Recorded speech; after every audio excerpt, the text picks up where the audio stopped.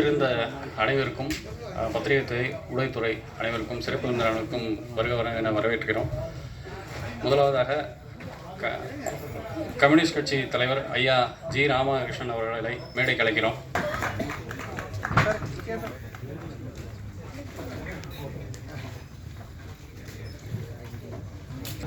இயக்குனர் நடிகர் sir Rajkumar sir அவர்களை மேடைக்கு அழைக்கிறோம்.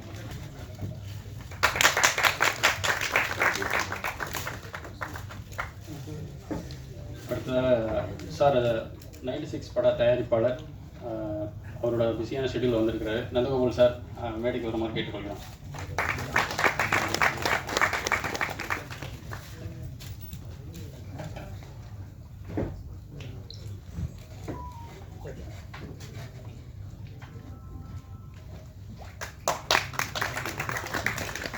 நடிகரும் இணை தயாரிப்பாளருமான சிங்கப்பூர் தர்ராஜ் சார், நற்பவி நம்பிராஜன், எம் வைத்தியநாதன் சார் மேடைக்கு அழைக்கிறோம்.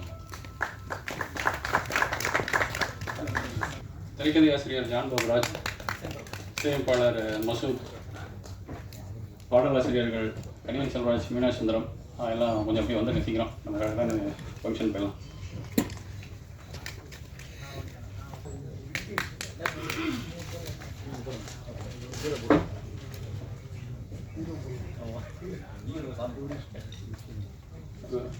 பிஜிஎம் மாறன் அவர்கள், மியூசிக் டைரக்டர் மாறன் அவர்கள் மேடைக்கு வரவும்.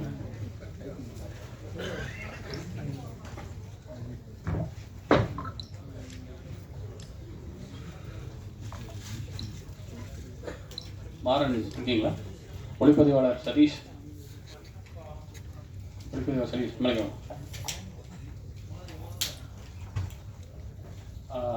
நடிகை அன்பு ராணி அவர்கள் மேடைக்கு வருமாறு கேட்டுக்கொள்கிறோம்.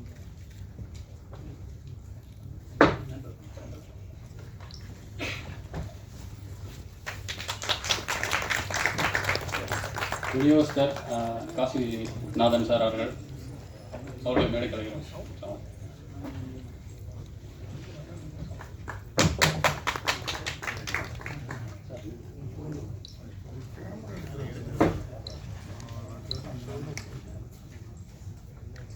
டிஸ்ட்ரிபியூட்டர் எம் சிவகுமார் அவர்களை மேடை கலைக்கிறோம்.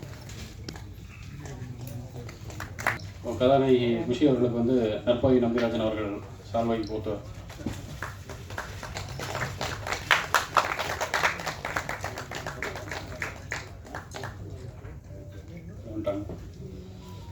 ரொம்ப நன்றி. இந்த மாதிரி ஒரு இனிய மாலை வேலையில் வந்தது அனைவருக்கும் வரவேற்பு. முதல்ல வந்து பாடலை பற்றியும் படத்தை பற்றியும் ஐயா ஜி ராமகிருஷ்ணன் அவர்கள் பேச வேண்டும் என்று கேட்டுக்கொள்கிறோம்.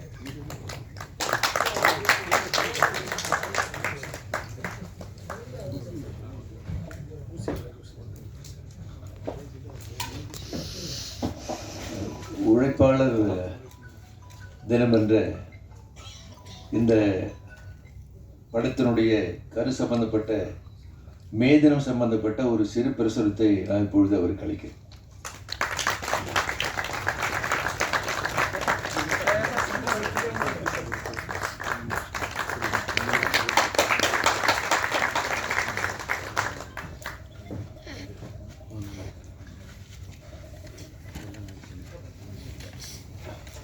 படத்தினுடைய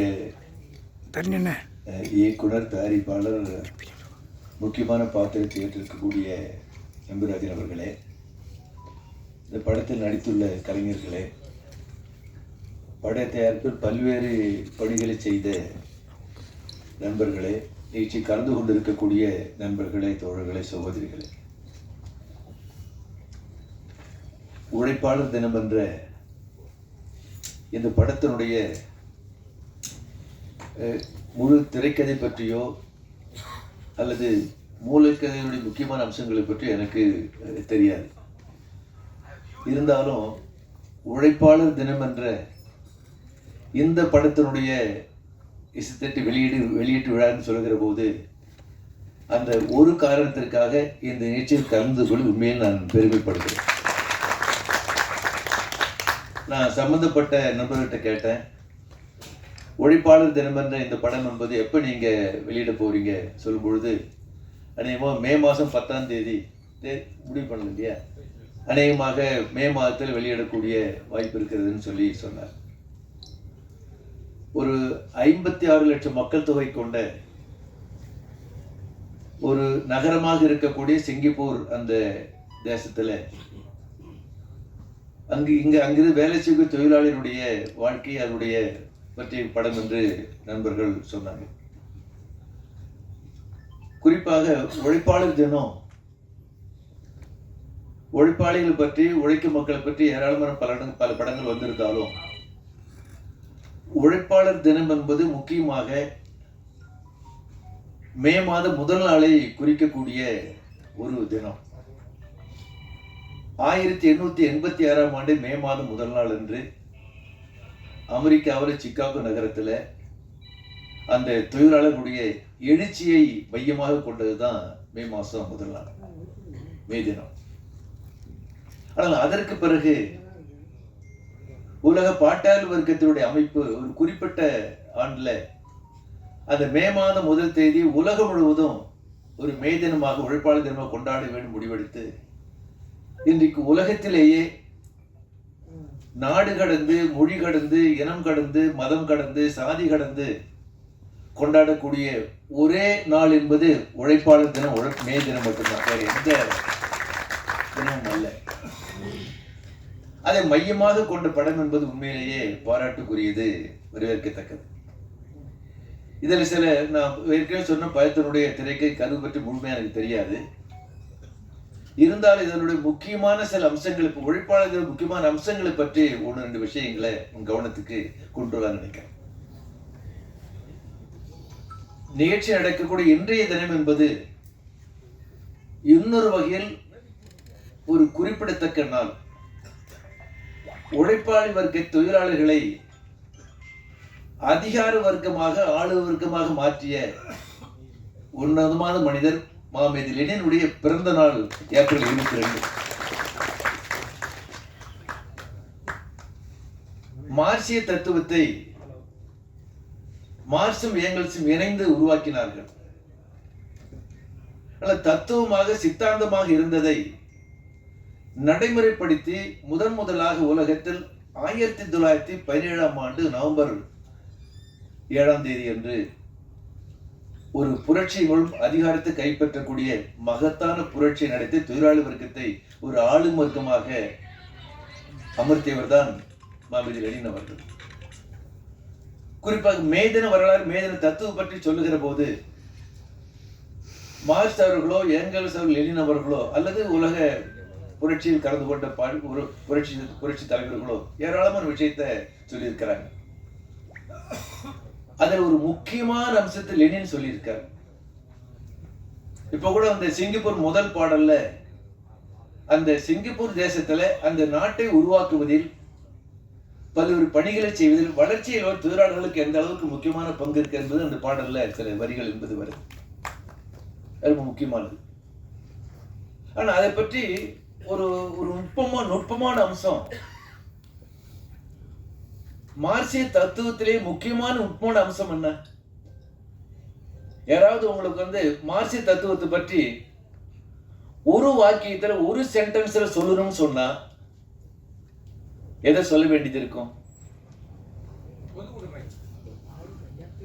அதாவது முதலாளிகள் தொழிலாளி வர்க்கத்தை சுரண்டக்கூடிய அதனுடைய ரகசியம் என்ன, அதனுடைய முக்கியமான அம்சம் என்ன என்பதை ஒரு அறிவியல் பூர்வமாக உலகத்தில் முதல்ல கண்டுபிடித்தவர் கார்ல் மார்க்ஸ் தான். அது சாதாரணமா உங்களுக்கு ஆங்கிலத்தை எக்ஸ்பிளாய்டேஷன் சொல்லுவாங்க, தமிழ்ல சுரண்டல் சொல்லுவாங்க. அதுல முக்கியமானது லாபம். முதலாளி தொழிலாளிகள் எவ்வாறு சுரண்டுகிறான், தொழிலாளிகளை சுரண்டி எவ்வாறு லாபம் ஈட்டுகிறான், அது ஒரு நுட்பமான அம்சம் என்பது ஆங்கிலத்தில் சர்ப்ளஸ் வேல்யூன்னு சொல்லுவாங்க, உபரி மதிப்பு லாபம் என்பது. லெனின் என்ன சொன்னார்னா, உலகத்திலேயே முதலாக முதலாளிகள் தொழிலாளர்களை சுரண்டுவதை உபரி மதிப்பென்ற அந்த தத்துவத்தின் மூலம் முதலாளிகள் தொழிலாளர்கள் சுரண்டுவதை கையும் களவுமாக பிடித்தவர் காரல் மார்க்ஸ் சொன்னார். நீங்க யாராவது பஸ்ஸில் பிக் பாக்கெட் அடிச்சா அந்த பிக் பாக்கெட் அடிக்கிறவங்க கையும் களவும் பிடிக்கிறாங்க பாருங்க. அந்த மாதிரி வந்து எப்படி முதலாளி தொழிலாளி சுரண்டான்றதை என்ன சொல்றது, லெனின் என்ன சொன்னா, ஹி காட் தம் ரெட் ஹேண்டட்னார், கையும் களவமா பிடிச்சது. அந்த அம்சம், அந்த தத்துவம் தான் உலகம் முழுவதும் கம்யூனிஸ்ட் இயக்கமோ பாட்டாளி வர்க்க இயக்கமோ வலுவாக இந்த உலகம் முழுவதும் இருக்குது. அதுதான் காரணம். உலகத்தில் பல பல இயக்கங்கள் இருக்கு. ஆனா உலகம் முழுவதும் எல்லா நாடுகளில் இருக்கக்கூடிய இயக்கம் என்பது கம்யூனிஸ்ட் இயக்கம், புரட்சிகர இயக்கம் தான். மற்ற ஒரு நாட்டில் இன்னொரு நாட்டில் இருக்காது. அப்ப அப்படிப்பட்ட மகத்தான தத்துவம். அதில் குறிப்பா அந்த உபரி மதிப்பு பற்றி, சர்ப்ளஸ் வேல்யூ பற்றி மார்க்ஸனுடைய அந்த வார்த்தைகளை மட்டும் சொல்றேன்.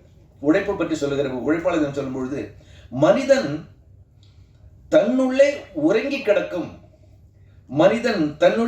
கிடக்கும் ஆற்றல்களை உணர்த்தி தட்டி எழுப்பி வளர்த்து தனக்கு கீழ்ப்படியுமாறு கட்டாயப்படுத்துகிறான். உழைப்பு சக்தி பற்றி மார்க்ஸ் சொன்னது. இத்தகைய உழைப்பாளிகளை வேலையில் சேர்த்து தொழிலாளர்களாக சுரண்டக்கூடிய அது வந்து இந்த முதலாளித்த நிறுவனம் என்பது இருக்கு. அப்ப இப்படிப்பட்ட ஒரு முக்கியமான அம்சம் உழைப்பாளர் தினத்துல ஒரு நம்ம குறிப்பிட படத்து வரக்கூடிய முக்கியமான அம்சம். அதுல உழைப்பாளர் தினம் மே மாதம் 1ஆம் தேதி 1886 எழுச்சி ஏற்பட்ட போது தொழிலாளர்கள் துப்பாக்கிச்சூடு, கைது, சிறை வழக்கு விசாரணை நடக்குது. அந்த விசாரணை நடைபெற்று அதில் சிலருக்கு தூக்கு தண்டனை, நீதிமன்றம் தூக்கு தண்டனை கொடுத்துடுறாங்க. தூக்கிலேற்றப்படுவதற்கு முன்னதாக அந்த தொழிலாளர்கள் சொன்ன வாசகம், பேசிய வார்த்தைகள் என்பது ரொம்ப முக்கியமானது. என்ன சொல்றாங்கன்னா,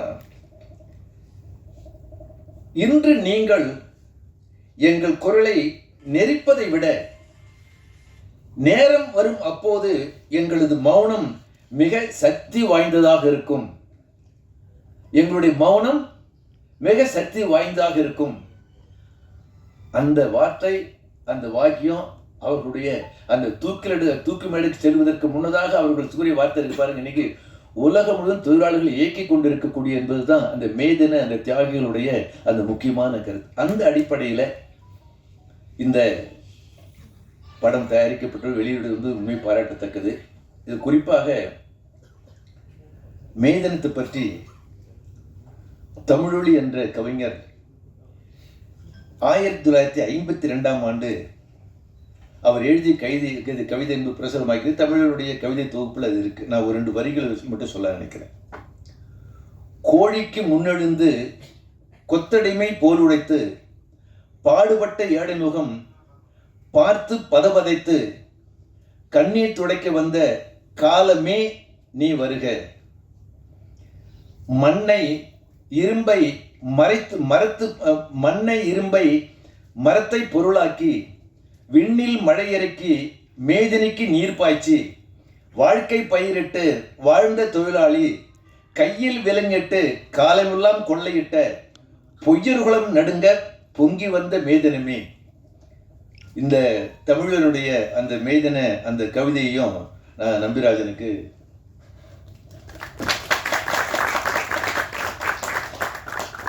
இந்த அடிப்படையில் உழைப்பாளர் தினம் என்ற அதை கருவாக கொண்டு ஒரு படத்தை தயாரித்து இயக்கி அதனுடைய இசை வெளியீட்டாளர் கலந்து கொள்வதற்கு வாய்ப்பளித்த அனைவருக்கும் என்னுடைய நன்றியை பாராட்டு தெரிவித்து, இந்த படம் வெற்றிகரமாக மக்கள் மீது செல்ல வேண்டும் என்றும், இந்த உழைப்பாளர் தினம் என்ற அனைவரும் மே மாதம் வெளியிடக்கூடிய இந்த படம் என்பது நாட்டு மக்கள் மத்தியில் குறிப்பாக தமிழகம் நல்லுலகில் ஒரு முக்கியமான படமாக வெற்றி பெற வேண்டும் என்று கேட்டுக்கொண்டு என்னுடைய வாழ்த்தை நிறைவு செய்கிறேன். நன்றி, வணக்கம்.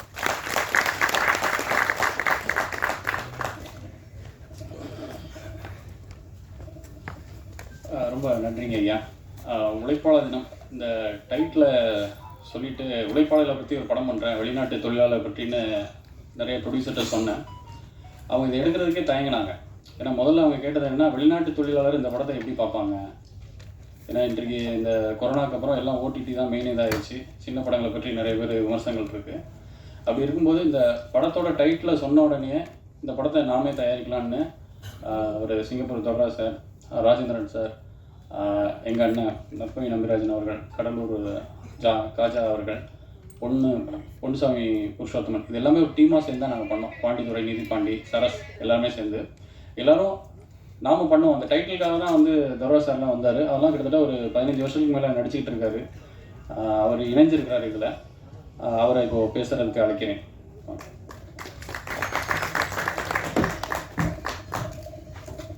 குணசேகர் கூப்பிட்டு நான் பிரின்சிபாலில் எல்லாம் பேசுகிறது காப்பீடு நம்மளும் பேசலாம் நினச்சேன், இருந்தாலும் முடியல. எல்லாருக்கும் எனது பணிவான வணக்கத்தை தெரிவித்துக் கொள்கிறேன். மீடியாக்கள் உங்களுக்கும் எனது பணிவான வணக்கம். இந்த உழைப்பாளர் தினம் படத்தில் வந்து நடித்ததை நான் ரொம்ப பெருமையாக நினைக்கிறேன். அவர் சார் சொன்ன மாதிரி நான் ஒரு 15 வருஷமாக நடிச்சிட்டு இருக்கேன் அப்படின்னா, ஒரு 35 படங்கள் நடிச்சிருக்கேன். 15 படங்கள் சின்ன சின்ன கதாபாத்திரங்கள். இன்னும் சொல்ல போனால் 400 அப்படிதான் படத்தில் வந்து நயன்தாரா பார்ட்மெண்ட் கொள்ளுவார். அந்த ஷூ எடுத்து கொடுக்குற பிச்சைக்காரன் நான் தான் அந்த படத்தில். ஆமாம். அப்புறம் வந்து இயக்குனர் செல்வா சார் இயக்குன படங்கள் நான் அவன் இல்லை, சாரோட நிறைய படங்கள் நடிச்சிருக்கேன். எனக்கு அது அவங்களோட கொஞ்சம் ரொம்ப பெருமையாக இருக்குது. நான் அவளுக்குள்ள மொட்டை போட்டேன், யாருக்கும் தெரியல. கொஞ்சம் மேல் கொஞ்சம் மழைங்கிற படத்தில் நடித்தேன். எனது அருமை நண்பர் துவார்ஜி சந்திரசேகர் அவர்கள் தயாரித்த படம், இயக்குனர் ஏகாதசி அவர்கள் இயக்கிய படம், அவர்கள் தயாரித்த படம். இந்த படத்தில் நடிச்சிருப்பேன். நிறைய படம் நடிச்சேன். இன்ன வரைக்கும் நான் ஃபோட்டோ காட்டுறேன், நான் தாங்கன்னு. ஓ நீங்களா அப்படிம்பாங்க. அது மாதிரி ஓடிட்டு இருக்கு. ஆனால் இந்த படத்தில், இந்த உழைப்பாளர் தின படத்தில் திரு சந்தோஷ் நம்பிராஜன் சார் அவர்கள் எனக்கு ஒரு நல்ல வாய்ப்பை கொடுத்துருக்காங்க. அவங்க இயக்கும்போது இந்த படத்தில் வந்து எனக்கு நடித்த மாதிரி எனக்கு தெரியல. எனக்கு சில காட்சிகள் அவங்க சொல்லும் பொழுது ஜாலியாக அப்படி எடுத்துக்கிட்டோம். நம்ம வேலை செய்கிறோம், அவ்வளோதான், உழைப்பாளர், நம்ம உழைப்பாளர் அப்படின்னு சொல்லிட்டு அதை நடிக்கும்பொழுது ரொம்ப சிறப்பாக இருந்தது. சில காட்சிகளை வந்து எனக்கு சொல்லிக் கொடுக்கும்பொழுது நான் சரியாக செஞ்சனா இல்லையான்னு எனக்கு தெரியாது. இரவு வீட்டுக்கு போகும்போது எனக்கு தூக்கமே வரல. ஒரு நாள் அடுத்த நாள் வந்தேன், சார் நேற்று எடுத்தீங்களா அந்த காட்சி எனக்கு சரியாக வரல, இன்றைக்கி எனக்காக ஒரு 1/2 மணி நேரம் ஒதுக்குங்க, நான் அது நல்லா நடிச்சு கொடுத்தேன் அப்படின்னு. அவங்க சொன்னாங்க, இல்லை சார் நீங்கள் நடிக்கும்பொழுது நான் ரசித்து பார்த்தேன், நல்லா நடிச்சிருந்தீங்கன்னாங்க. அது எனக்கு தெரியல. படம் தியேட்டருக்கு வரும்போது மக்கள் பார்த்து சொன்னால் தான் தெரியும் எனக்கு. இந்த படம் வந்து உழைப்பாளர்கள் வந்து சிங்கப்பூரில் உள்ள உழைப்பாளர்கள் மட்டும் இந்த படம் கிடையாதுங்க.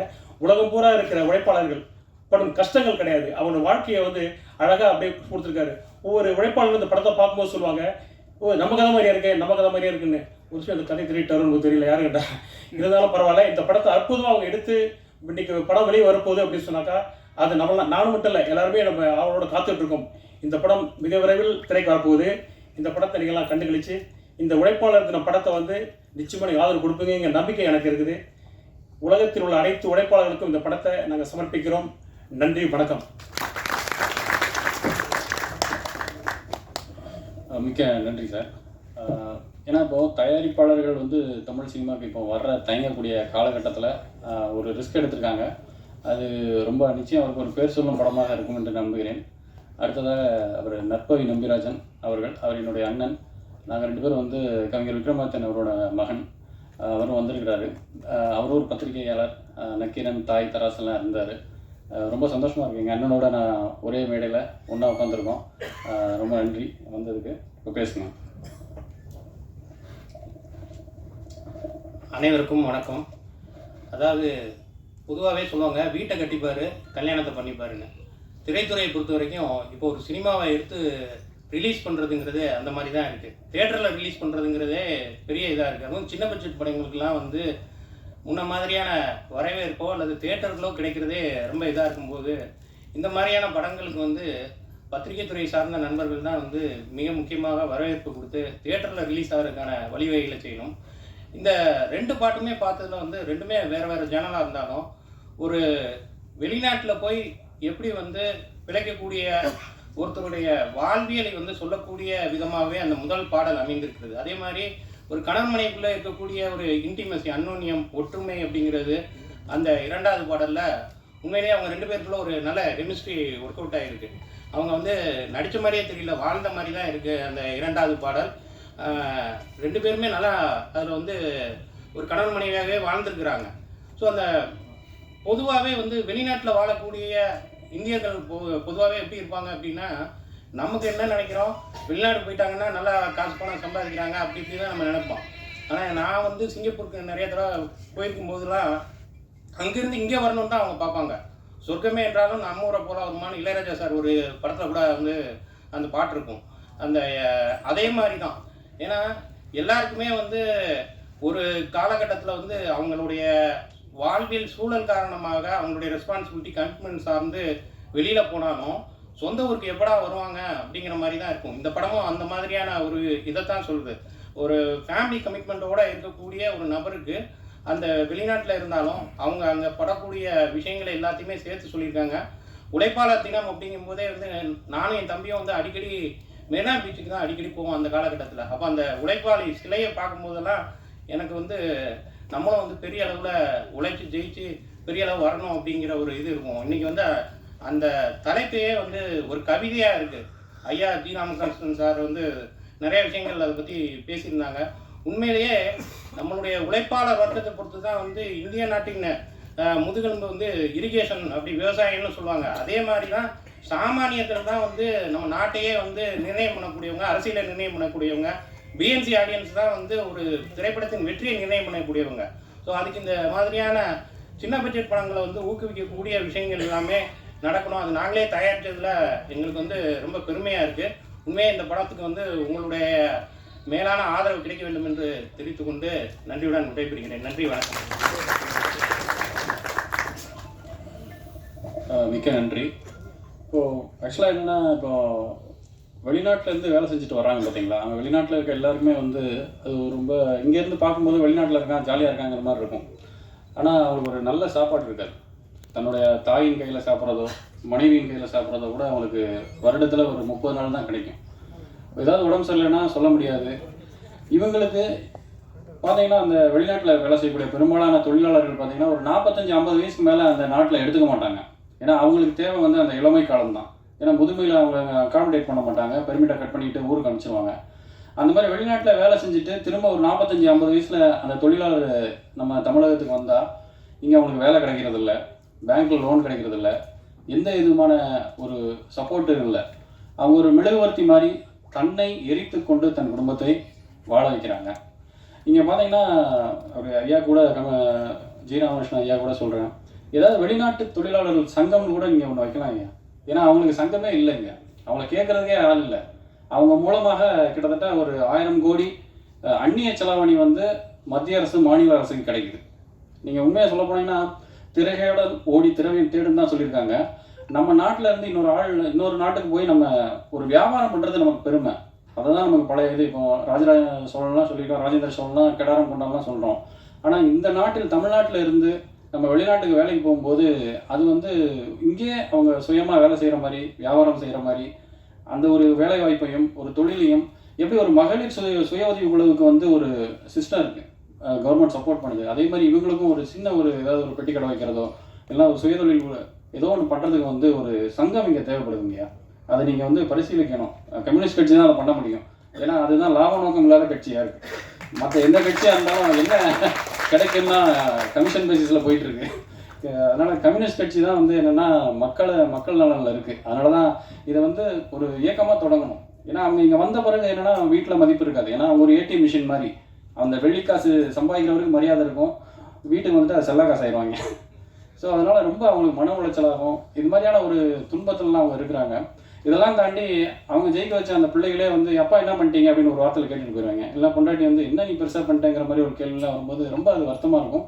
ஆனால் அதே மாதிரி ரொம்ப சோகமாக சொல்லிடக்கூடாதுனால காமெடிலாம் வச்சுருக்கோம். ஒரு துராசரில் நல்ல ஒரு காமெடி கேரக்டர் பண்ணிட்டு இருக்கிறாரு. ரொம்ப சந்தோஷம். அடுத்ததாக மற்றொரு இணை தயாரிப்பாளர் வைத்தியநாதன் அவர்களை பேச வைக்கிறேன்.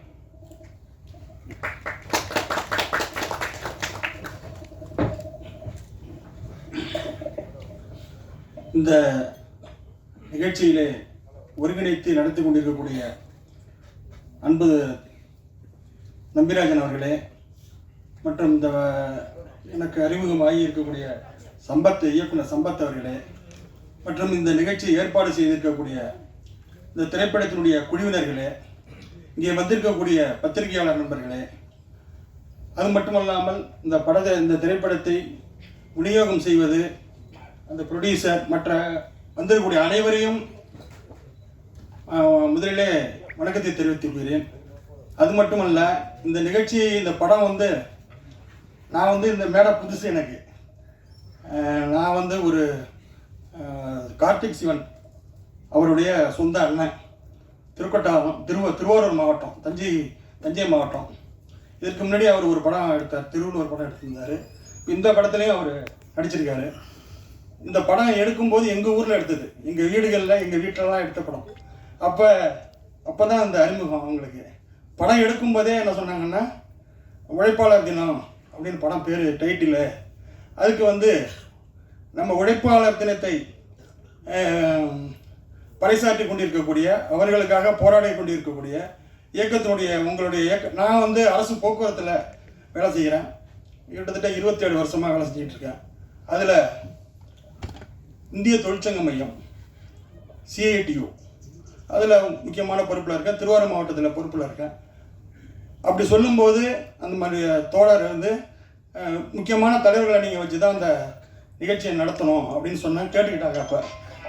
அப்படி கேட்கும்போது நான் நிச்சயமாக அதுக்கான ஏற்பாட்டை செய்வோம் அப்படின்னு சொல்லி அந்த ஏற்பாட்டை இன்னைக்கு இந்த நிகழ்ச்சியில் சிறப்பு விருந்தினராக அவங்க வந்து திருத்துறைப்பூண்டியில் இருந்தாங்க. அன்னைக்கு 7ஆம் தேதி இந்த மாதம் தஞ்சை மாவட்டத்தில் பிரச்சாரம் பண்ணிவிட்டு ஈவினிங் ஒரு 7-8 மணிக்கு திருத்துறைப்பூண்டி தலைஞாயிறு பகுதியில் பிரச்சாரம் பண்ணிவிட்டு அவங்க அந்த காரில் ஓடி அந்த ஏறும்போது போய் சொன்னேன், தோழர் இந்த மாதிரி ஒரு திரைப்பட நிகழ்ச்சி ஒன்று, பாடல் வெளியீட்டு நிகழ்ச்சி இருக்குது, அவசியம் நீங்கள் கலந்துக்கணும்.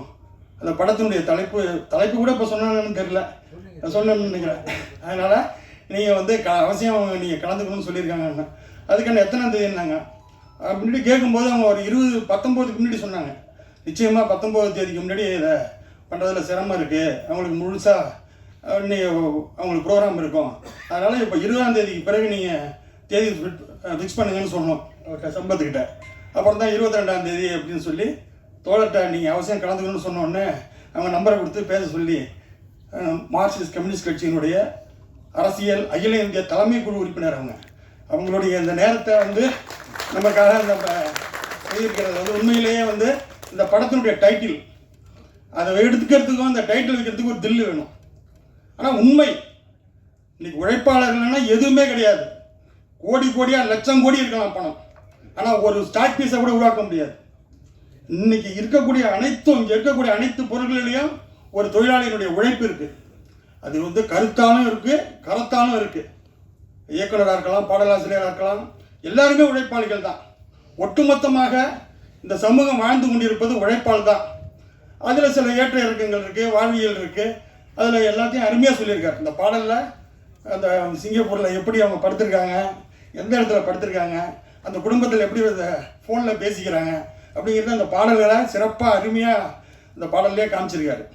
அதே போல் இந்த குடும்பமாக அவங்க ஊரில், நம்ம ஊரில் எடுத்த படம் அது 2 பேரும் கணவன் மனைவியாக வாழ்ந்து அந்த அவங்க வெளிநாட்டில் இருக்கும்போது அந்த பிள்ளைய கூட பார்க்க முடியாமல் அந்த அந்த பாடல்லே காமிச்சிட்டார் எல்லாத்தையும். ரொம்ப அந்த அன்றைக்கி நான் படம் ஒரு 15 மாதம் நடந்தது. நான் ஒரு நாள் இடையில வந்துட்டு போவேன் அந்த ஊருக்கு. வந்துட்டு போகும்போது பார்க்கும்போது ஒரு படத்தை எடுக்க இவ்வளோ நேரம் ஆகுமா, ஒரு சீனை எடுக்கிறதுக்கு இவ்வளோ நேரம் ஆகுமா அப்படின்னு எனக்கு ஒரே ஒரு சீன் கொடுத்தாங்க. அது நான் சாயங்காலம்னு சொன்னாங்க. நான் சாயங்காலம் லீவ் போட்டு வந்துட்டேன். பார்த்தா நைட்டு 10:30 மணிக்கு அந்த ஒரு 2 லைன் தான் அதை எடுக்கிறதுக்கு 10:30 மணி ஆச்சு.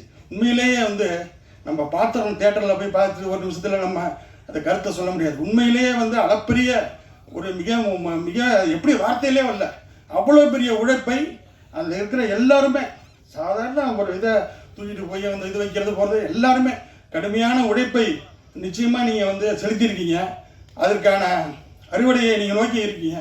நிச்சயமாக இது மிகப்பெரிய மாபெரும் வெற்றி பெற வேண்டும் என்று தலைமை குழு உறுப்பினரும் வாழ்த்திருக்கிறாங்க. என்னுடைய வாழ்த்துக்களையும் தெரிவித்துக்கிட்டு, எனக்கு இந்த மேடை புதுசு தான், இருந்தாலும் நம்ம ஒரு தொழிற்சங்க பணியில் இருக்கேன், கட்சியில் இருக்கேன், இருந்தாலும் போராட்ட காலத்திலேயே 27 வருஷமாக வாழ்ந்துக்கிட்டு இருக்கோம்.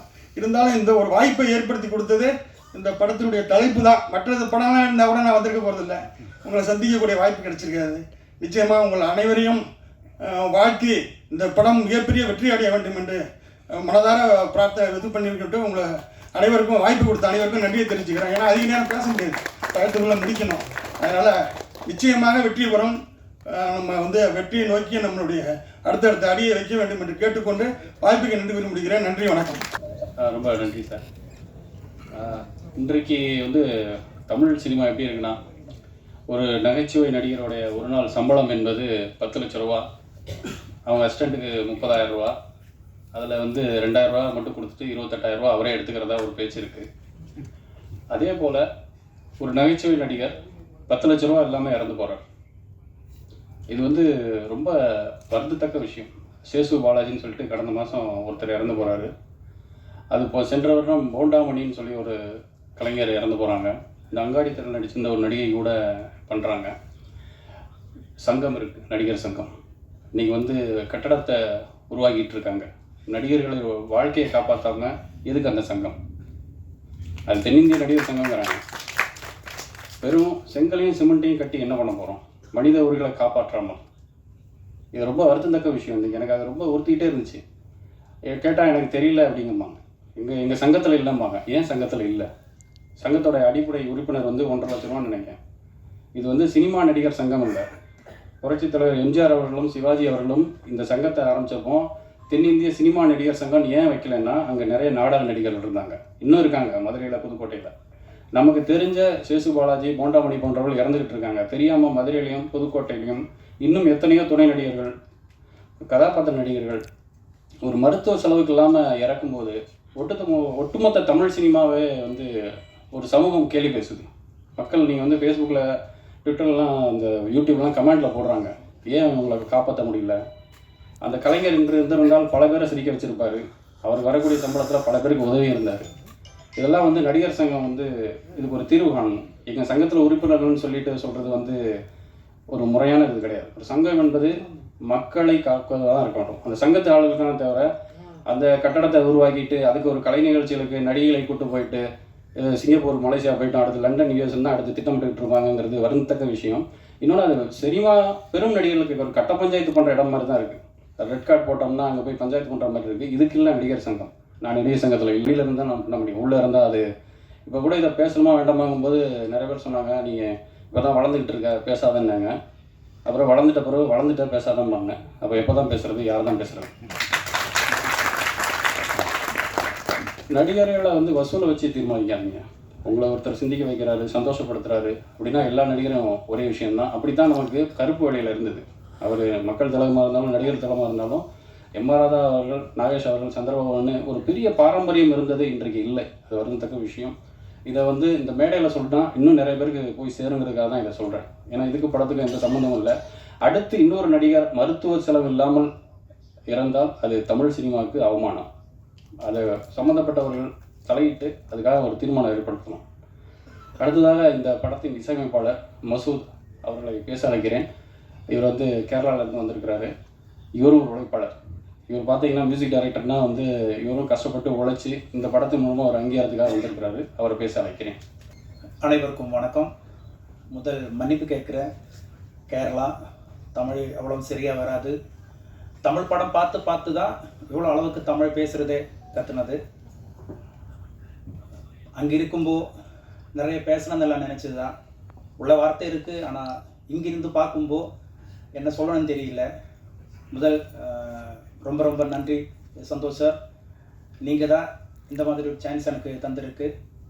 கிட்டத்தட்ட ஒரு 15 வருஷத்துக்கு மேலே ஆச்சு இந்த ட்ரீம் மேலே சுற்றுத.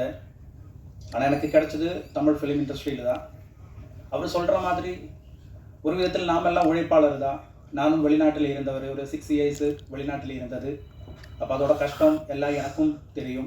அதனால் இந்த படத்துக்கு மியூசிக் பண்ணுறதுக்கு கொஞ்சம் ஈஸியாக இருந்து சுச்சுவேஷனில் அப்படி சொல்லி தந்தப்போ அதுக்கேற்ற மாதிரி மியூசிக் பண்ணுறதுக்கு என்ன பிடிச்ச அளவுக்கு பண்ணுறதுக்கு பண்ணியிருக்கேன். எனக்கு நம்பிக்கை இருக்குது. இனி சப்போர்ட்டெல்லாம் நீங்கள் தான். உங்களை சப்போர்ட் இருந்தால் தான் என்ன மாதிரி நியூ கமர்ஸுக்கெல்லாம் இங்கே வாழ முடியும். காரணம் பெரிய பெரிய லெஜெண்டர்ஸ் எல்லாம் இருக்குது நடந்தா தமிழ் ஃபிலிம் இண்டஸ்ட்ரி மலையாளத்தை விட. அப்போ அந்த இடத்துக்கு வந்த சின்ன ஒரு பூனைக்குட்டி தான். பிடிச்ச அளவுக்கு தெரிஞ்ச அளவுக்கு அழகாக பண்ணியிருக்கேன்னு நம்பிக்கிறேன். ரொம்ப ரொம்ப தேங்க்ஸ். நன்றி மசூத். இந்த முதல் பாடல் பார்த்தீங்கன்னா அழகான சிங்கப்பூர்னு எழுதியிருக்கோம். இந்த பாடலில் முதல்ல வந்து நான் ஒரு தொழிலாளரை வச்சு தான் எழுதணும்னு நினச்சேன். அது ஒரு வெளிநாட்டு தொழிலாளர் தான் இந்த பாட்டை எழுதணும்னு விருப்பப்பட்டேன்.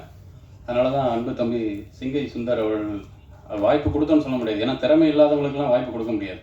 ஸோ திறமை இருக்கும்போது அந்த வாய்ப்பு அவரோட திறமைக்காக கிடைத்தது. நான் சொல்லியிருந்தேன் பார்த்தீங்களா, வெளிநாட்டு தொழிலாளர்கள் வந்து அங்கே இருந்துட்டு இங்கே வந்தால் என்ன பண்ணுறதுன்னு தெரியாமல் அதுக்கு வாழும் உதாரணமே அவர் தான். சிங்கப்பூரில் தான் வேலை பார்த்தாரு. இப்போ திரும்ப பார்த்தீங்கன்னா இங்கே வந்துட்டார். இப்போ இங்கே இருக்க முடியல, திரும்ப சிங்கப்பூருக்கு அப்ளை பண்ணியிருக்கிறாரு. இப்படி தான் இருக்குது நிலமை. அதாவது இங்கே வந்து அவர் சினிமாவில் ஜெயிக்கணும் அப்படி இப்படின்னு வந்தார். நம்ம ஒரு வாய்ப்பு கொடுத்தோம். இன்னும் பல பேர் வாய்ப்பு கொடுத்தீங்கன்னா அவரோட குடும்பத்தோடு இங்கேயே வாழ முடியும். ஆனால் பொருளாதார சூழல் நெருக்கடி திரும்பவும் அது சிங்கப்பூருக்கு முயற்சி பண்ணிகிட்டு இருக்காரு. அவருக்கு ஒரு நல்ல வழி பிறக்கணும். வாங்க பேச. இங்கே வந்திருக்கும் அனைவருக்கும் என்னோட முதல் வணக்கத்தை தெரிவிச்சுக்கிறேன். மேடையில் அமர்ந்திருக்கும் தோழர் ஜிஆர் அவர்களுக்கும் நடிகர் சார் ராஜ்கபூர் சார் மற்றும் அனைவருக்கும் என்னோட முதல் நன்றியையும் வணக்கத்தையும் தெரிவிச்சுக்கிறேன்.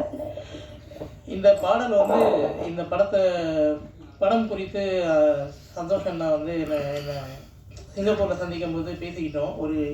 ஒரு தேநீர் சந்திப்பில் தான் இதுக்கான ஒரு முதல் படி கிடைச்சிது. பேசிக்கிட்டு இருக்கும்போது நான் 2 கவிதை தொகுப்பு வெளியிட்டிருந்தேன். கடல் தாண்டிய பறவை மற்றும் முன்முனை கால தட்டான்கள்னு சொல்லிட்டேன். 2 கவிதை தொகுப்பும் நல்ல வரவேற்பு பெற்றது. அதில் கடல் தாண்டிய பறவை அப்படிங்கிற கவிதை தொகுப்பு வந்து அண்ணனிடம் கொடுத்தேன், இதை வாசிங்க அப்படின்னு.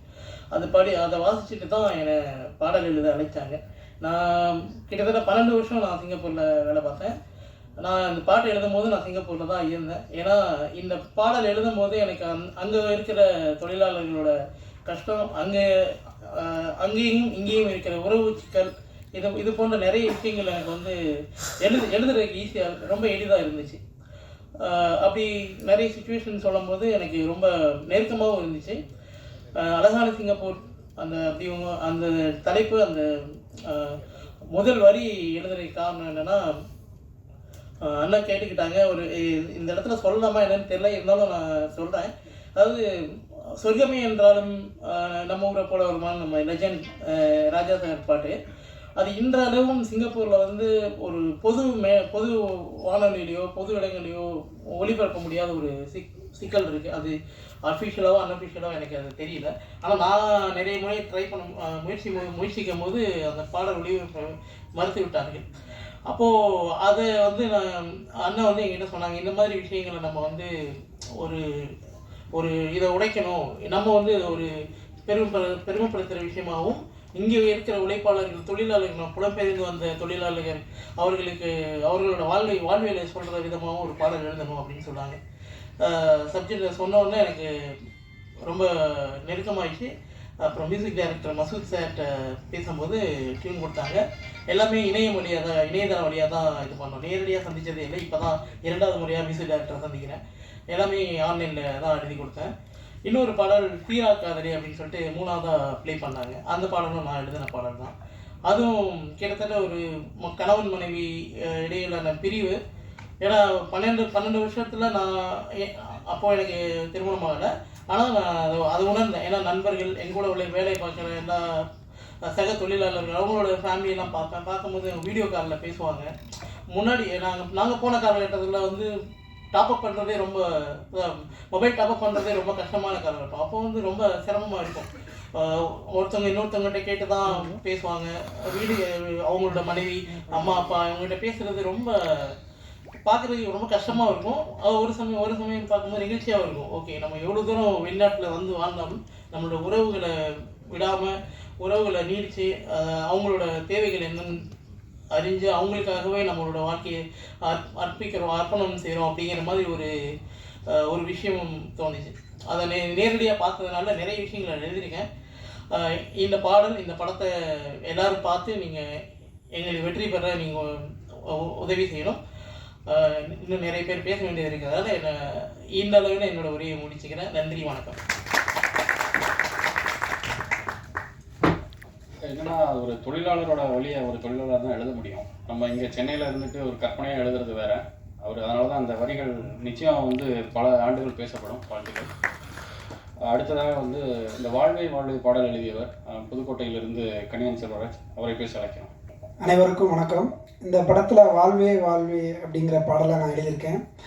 இந்த வாய்ப்பை வந்து எனக்கு சம்பத் சார் தான் ஏற்படுத்தி கொடுத்தாரு. சம்பத் சாரை பற்றி சொல்லணுன்னா ரொம்ப அற்புதமான ஒரு மனிதர். காக்கை கரைவா கரைந்துண்ணும் ஆக்கமும் மண்ண நீராருக்கே உல அப்படின்னு திருவள்ளுவர் சொன்னார்.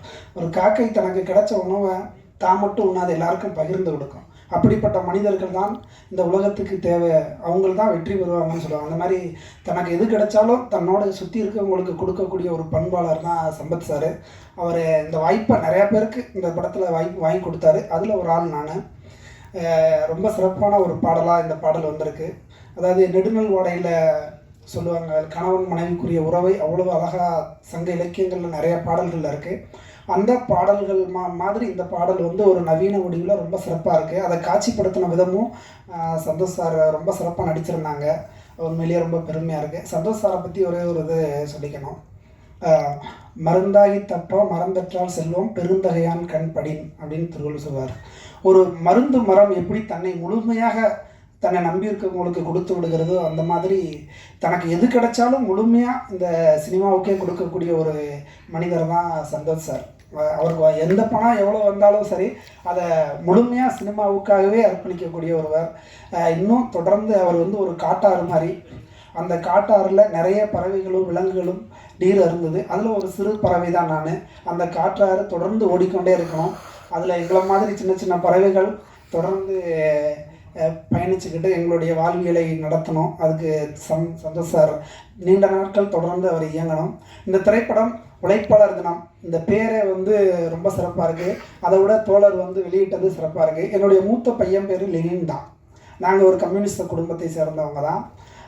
அதனால் இந்த படத்துக்கு எனக்கு ரொம்ப அது இப்படி ஒரு படத்தில் வாய்ப்பு கிடைச்சதுக்கும் இந்த இயக்குனருக்கும் இசையமைப்பாளருக்கும் தயாரிப்பாளர்களுக்கும் என்னுடைய மனமார்ந்த நன்றியை தெரிவித்துக் கொள்கிறேன். நிச்சயம் இந்த படத்தை திரையரங்கில் எல்லாரும் பாருங்கள். தெரிஞ்ச நண்பர்களுக்கும் உறவினர்களுக்கும் பகிருங்க. பத்திரிகையாளர்கள் இந்த படத்தை எல்லா இடத்துக்கும் கொண்டு போங்க. நிச்சயம் இந்த படம் வெற்றி பெறுவதன் மூலம் பல்வேறு தொழிலாளர்களுடைய வாழ்க்கையில் இருக்கக்கூடிய கஷ்டங்கள், அந்த இயல்பான வாழ்க்கை, இது எல்லாமே உலகத்துக்கு தெரிய வரும். இந்த வாய்ப்பை ஏற்படுத்தியிருந்த தயாரிப்பாளர் சம்பத் சார் அவர்களுக்கும் மற்ற தயாரிப்பாளர்களுக்கும் இயக்குனருக்கும் இசையமைப்பாளருக்கும் என்னை நன்றியை தெரிவித்துக் கொள்கிறேன். நன்றிங்க. நன்றி கணியன். அவர் சொன்னார் எல்லாம் சம்பாதிக்கிறதுலாம் இதுதான் போடுறோம் அப்படின்னு. அப்படிலாம் இல்லை, நம்ம பிடிச்ச விஷயத்தை ஒன்று செய்கிறோம். அதுக்கு காரணம் வந்து என்னுடைய குருநாதர் செல்வியன் சார். ஏன்னா அவர் எங்களுக்கு சினிமா கற்றுக் கொடுத்துருந்தாரு, எங்களுடைய திரைப்பட கல்லூரி. இது ரெண்டுக்கும் நேராக நான் நன்றி சொல்லிக்கிறேன். இப்போ சமீபத்தில் வந்து ஒரு மீம்ஸ் பார்த்தேன் நான். அதாவது இப்போ மஞ்சுமல் பாய்ஸ் வந்து பெரிய ஹிட்டாச்சு, ரொம்ப நல்ல விஷயம். வெளிநாட்டு வெளிமொழி பொருள்கள் வந்து தமிழ்நாட்டில் ஓடுறது புதுசு கிடையாது. சங்கராபரணத்துலேருந்து டைட்டானிக்லேருந்து ஓடி இருக்கு. இந்த மீம்ஸில் என்னென்னா தமிழ் சினிமா இயக்குநர்களுக்கு என்னாச்சுன்னு ஒரு கேள்வி பேசியிருந்தாங்க. அது ரொம்ப வருந்தத்தக்கமாக இருந்தது. இன்றைக்கு தமிழ் சினிமா சூழல் பார்த்தீங்கன்னா கதையை கேட்டு தயாரிப்பாளர்கள் எடுப்பது குறைந்து விட்டது. ஒரு நடிகர் தான் ஒரு தயாரிப்பாளரையும் தேர்வு செய்கிறாங்க, கதையும் தேர்வு செய்கிறாங்க, இயக்குனரையும் அவங்க தான் தேர்வு செய்கிறாங்க. இப்போ தமிழ் சினிமா வந்து நடிகர் கையில் தான் இருக்குது. ஸோ வந்து நீங்கள் ஒரு மஞ்சுமல் பாய்ஸோட ஹீரோ யாருன்னு பார்த்தீங்கன்னா யாரை சொல்ல முடியும்? ஸ்கிரிப்டு தான். அதில் ஹீரோ கிடையாது, ஹீரோயின் கிடையாது, பெரிய மியூசிக் டைரக்டர் கிடையாது, ஃபைட்டு கிடையாது, காமெடியன் கிடையாது, எதுவுமே கிடையாது. இது மாதிரி வந்து ஒரு கேரளாவில் பண்ண முடியும். இப்போ நான் அதே டைரக்டர் சிதம்பரம் இருக்கிறாரு.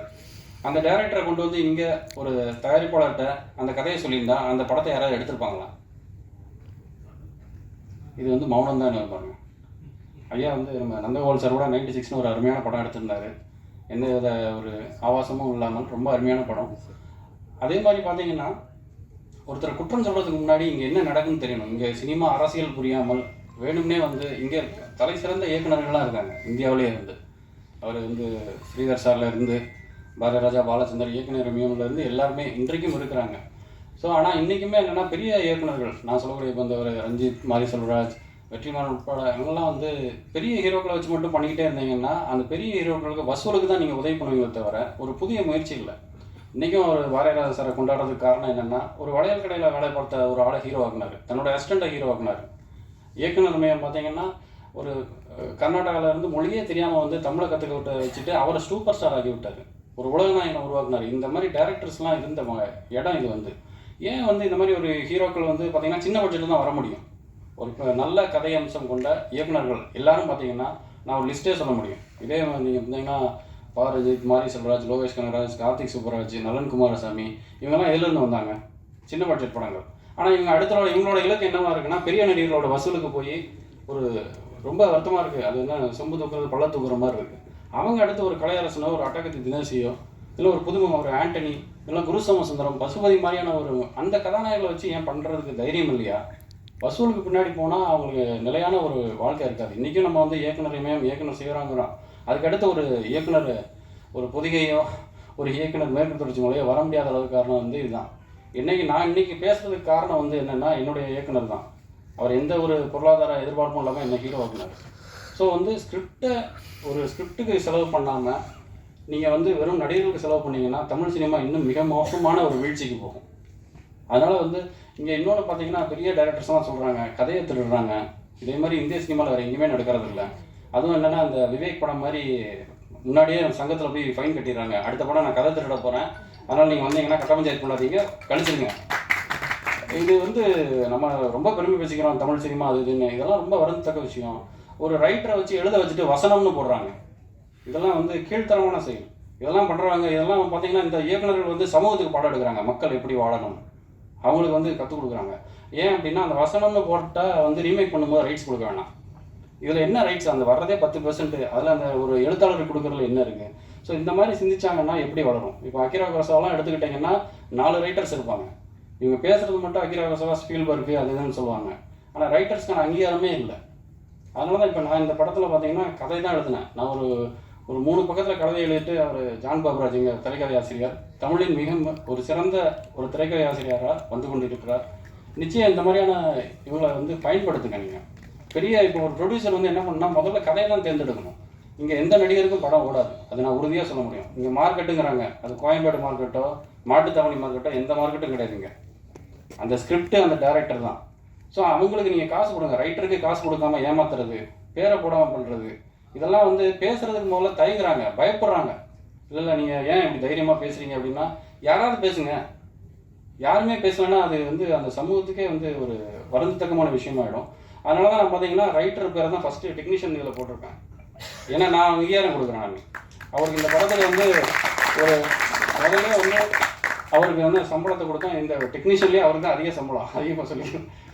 ஏன்னா மற்ற எல்லாருமே எனக்கு ஃப்ரெண்ட்ஷிப்பாக ஒர்க் பண்ணாங்க. ஏன்னா நான் அந்த எழுத்தை மதிக்கணும்னு நினைக்கிறேன். நான் ஒரு எழுத்தாளர் மகன். ஏன்னா எழுத்தாளருக்கு மட்டும் பணமே கொடுக்க மாட்டேங்கிறாங்க. அவங்க ஒரு சின்ன ஒரு ஏக்கம், இந்த படம் வெற்றி பெற்றால் அடுத்த படத்தில் பேர் வந்துடும், இல்லை அதுக்கப்புறம் கழட்டி விட்டுறாங்க, சண்டை போட்டுறாங்க வேணும்னே வந்து டைரக்டர்ஸ். இந்த மாதிரியான ஒரு என்ன சொல்கிறது, ஒரு அறம் சார்ந்து படம் எடுப்பாங்க, ஆனால் அறமாக அது செயல்படுறதில்ல. இப்போ ரஞ்சித் அவர்கள்லாம் வந்து தமிழ் பிரபா பேரெல்லாம் போடுறாரு, நல்ல விஷயமா இருக்குது. அவர் வெற்றிமாறன் வந்து நாஞ்சி நாடன் கதைகள், வெக்கை பூமணி கதைகள்லாம் எடுக்கிறது வந்து ரொம்ப சந்தோஷமான விஷயம். இன்னும் மேற்கொண்டு இந்த மாதிரி எடுத்திங்கன்னா தான் அந்த இயக்குநர்கள் பல ஆண்டுகள் கழித்து வெற்றி பெற முடியும்.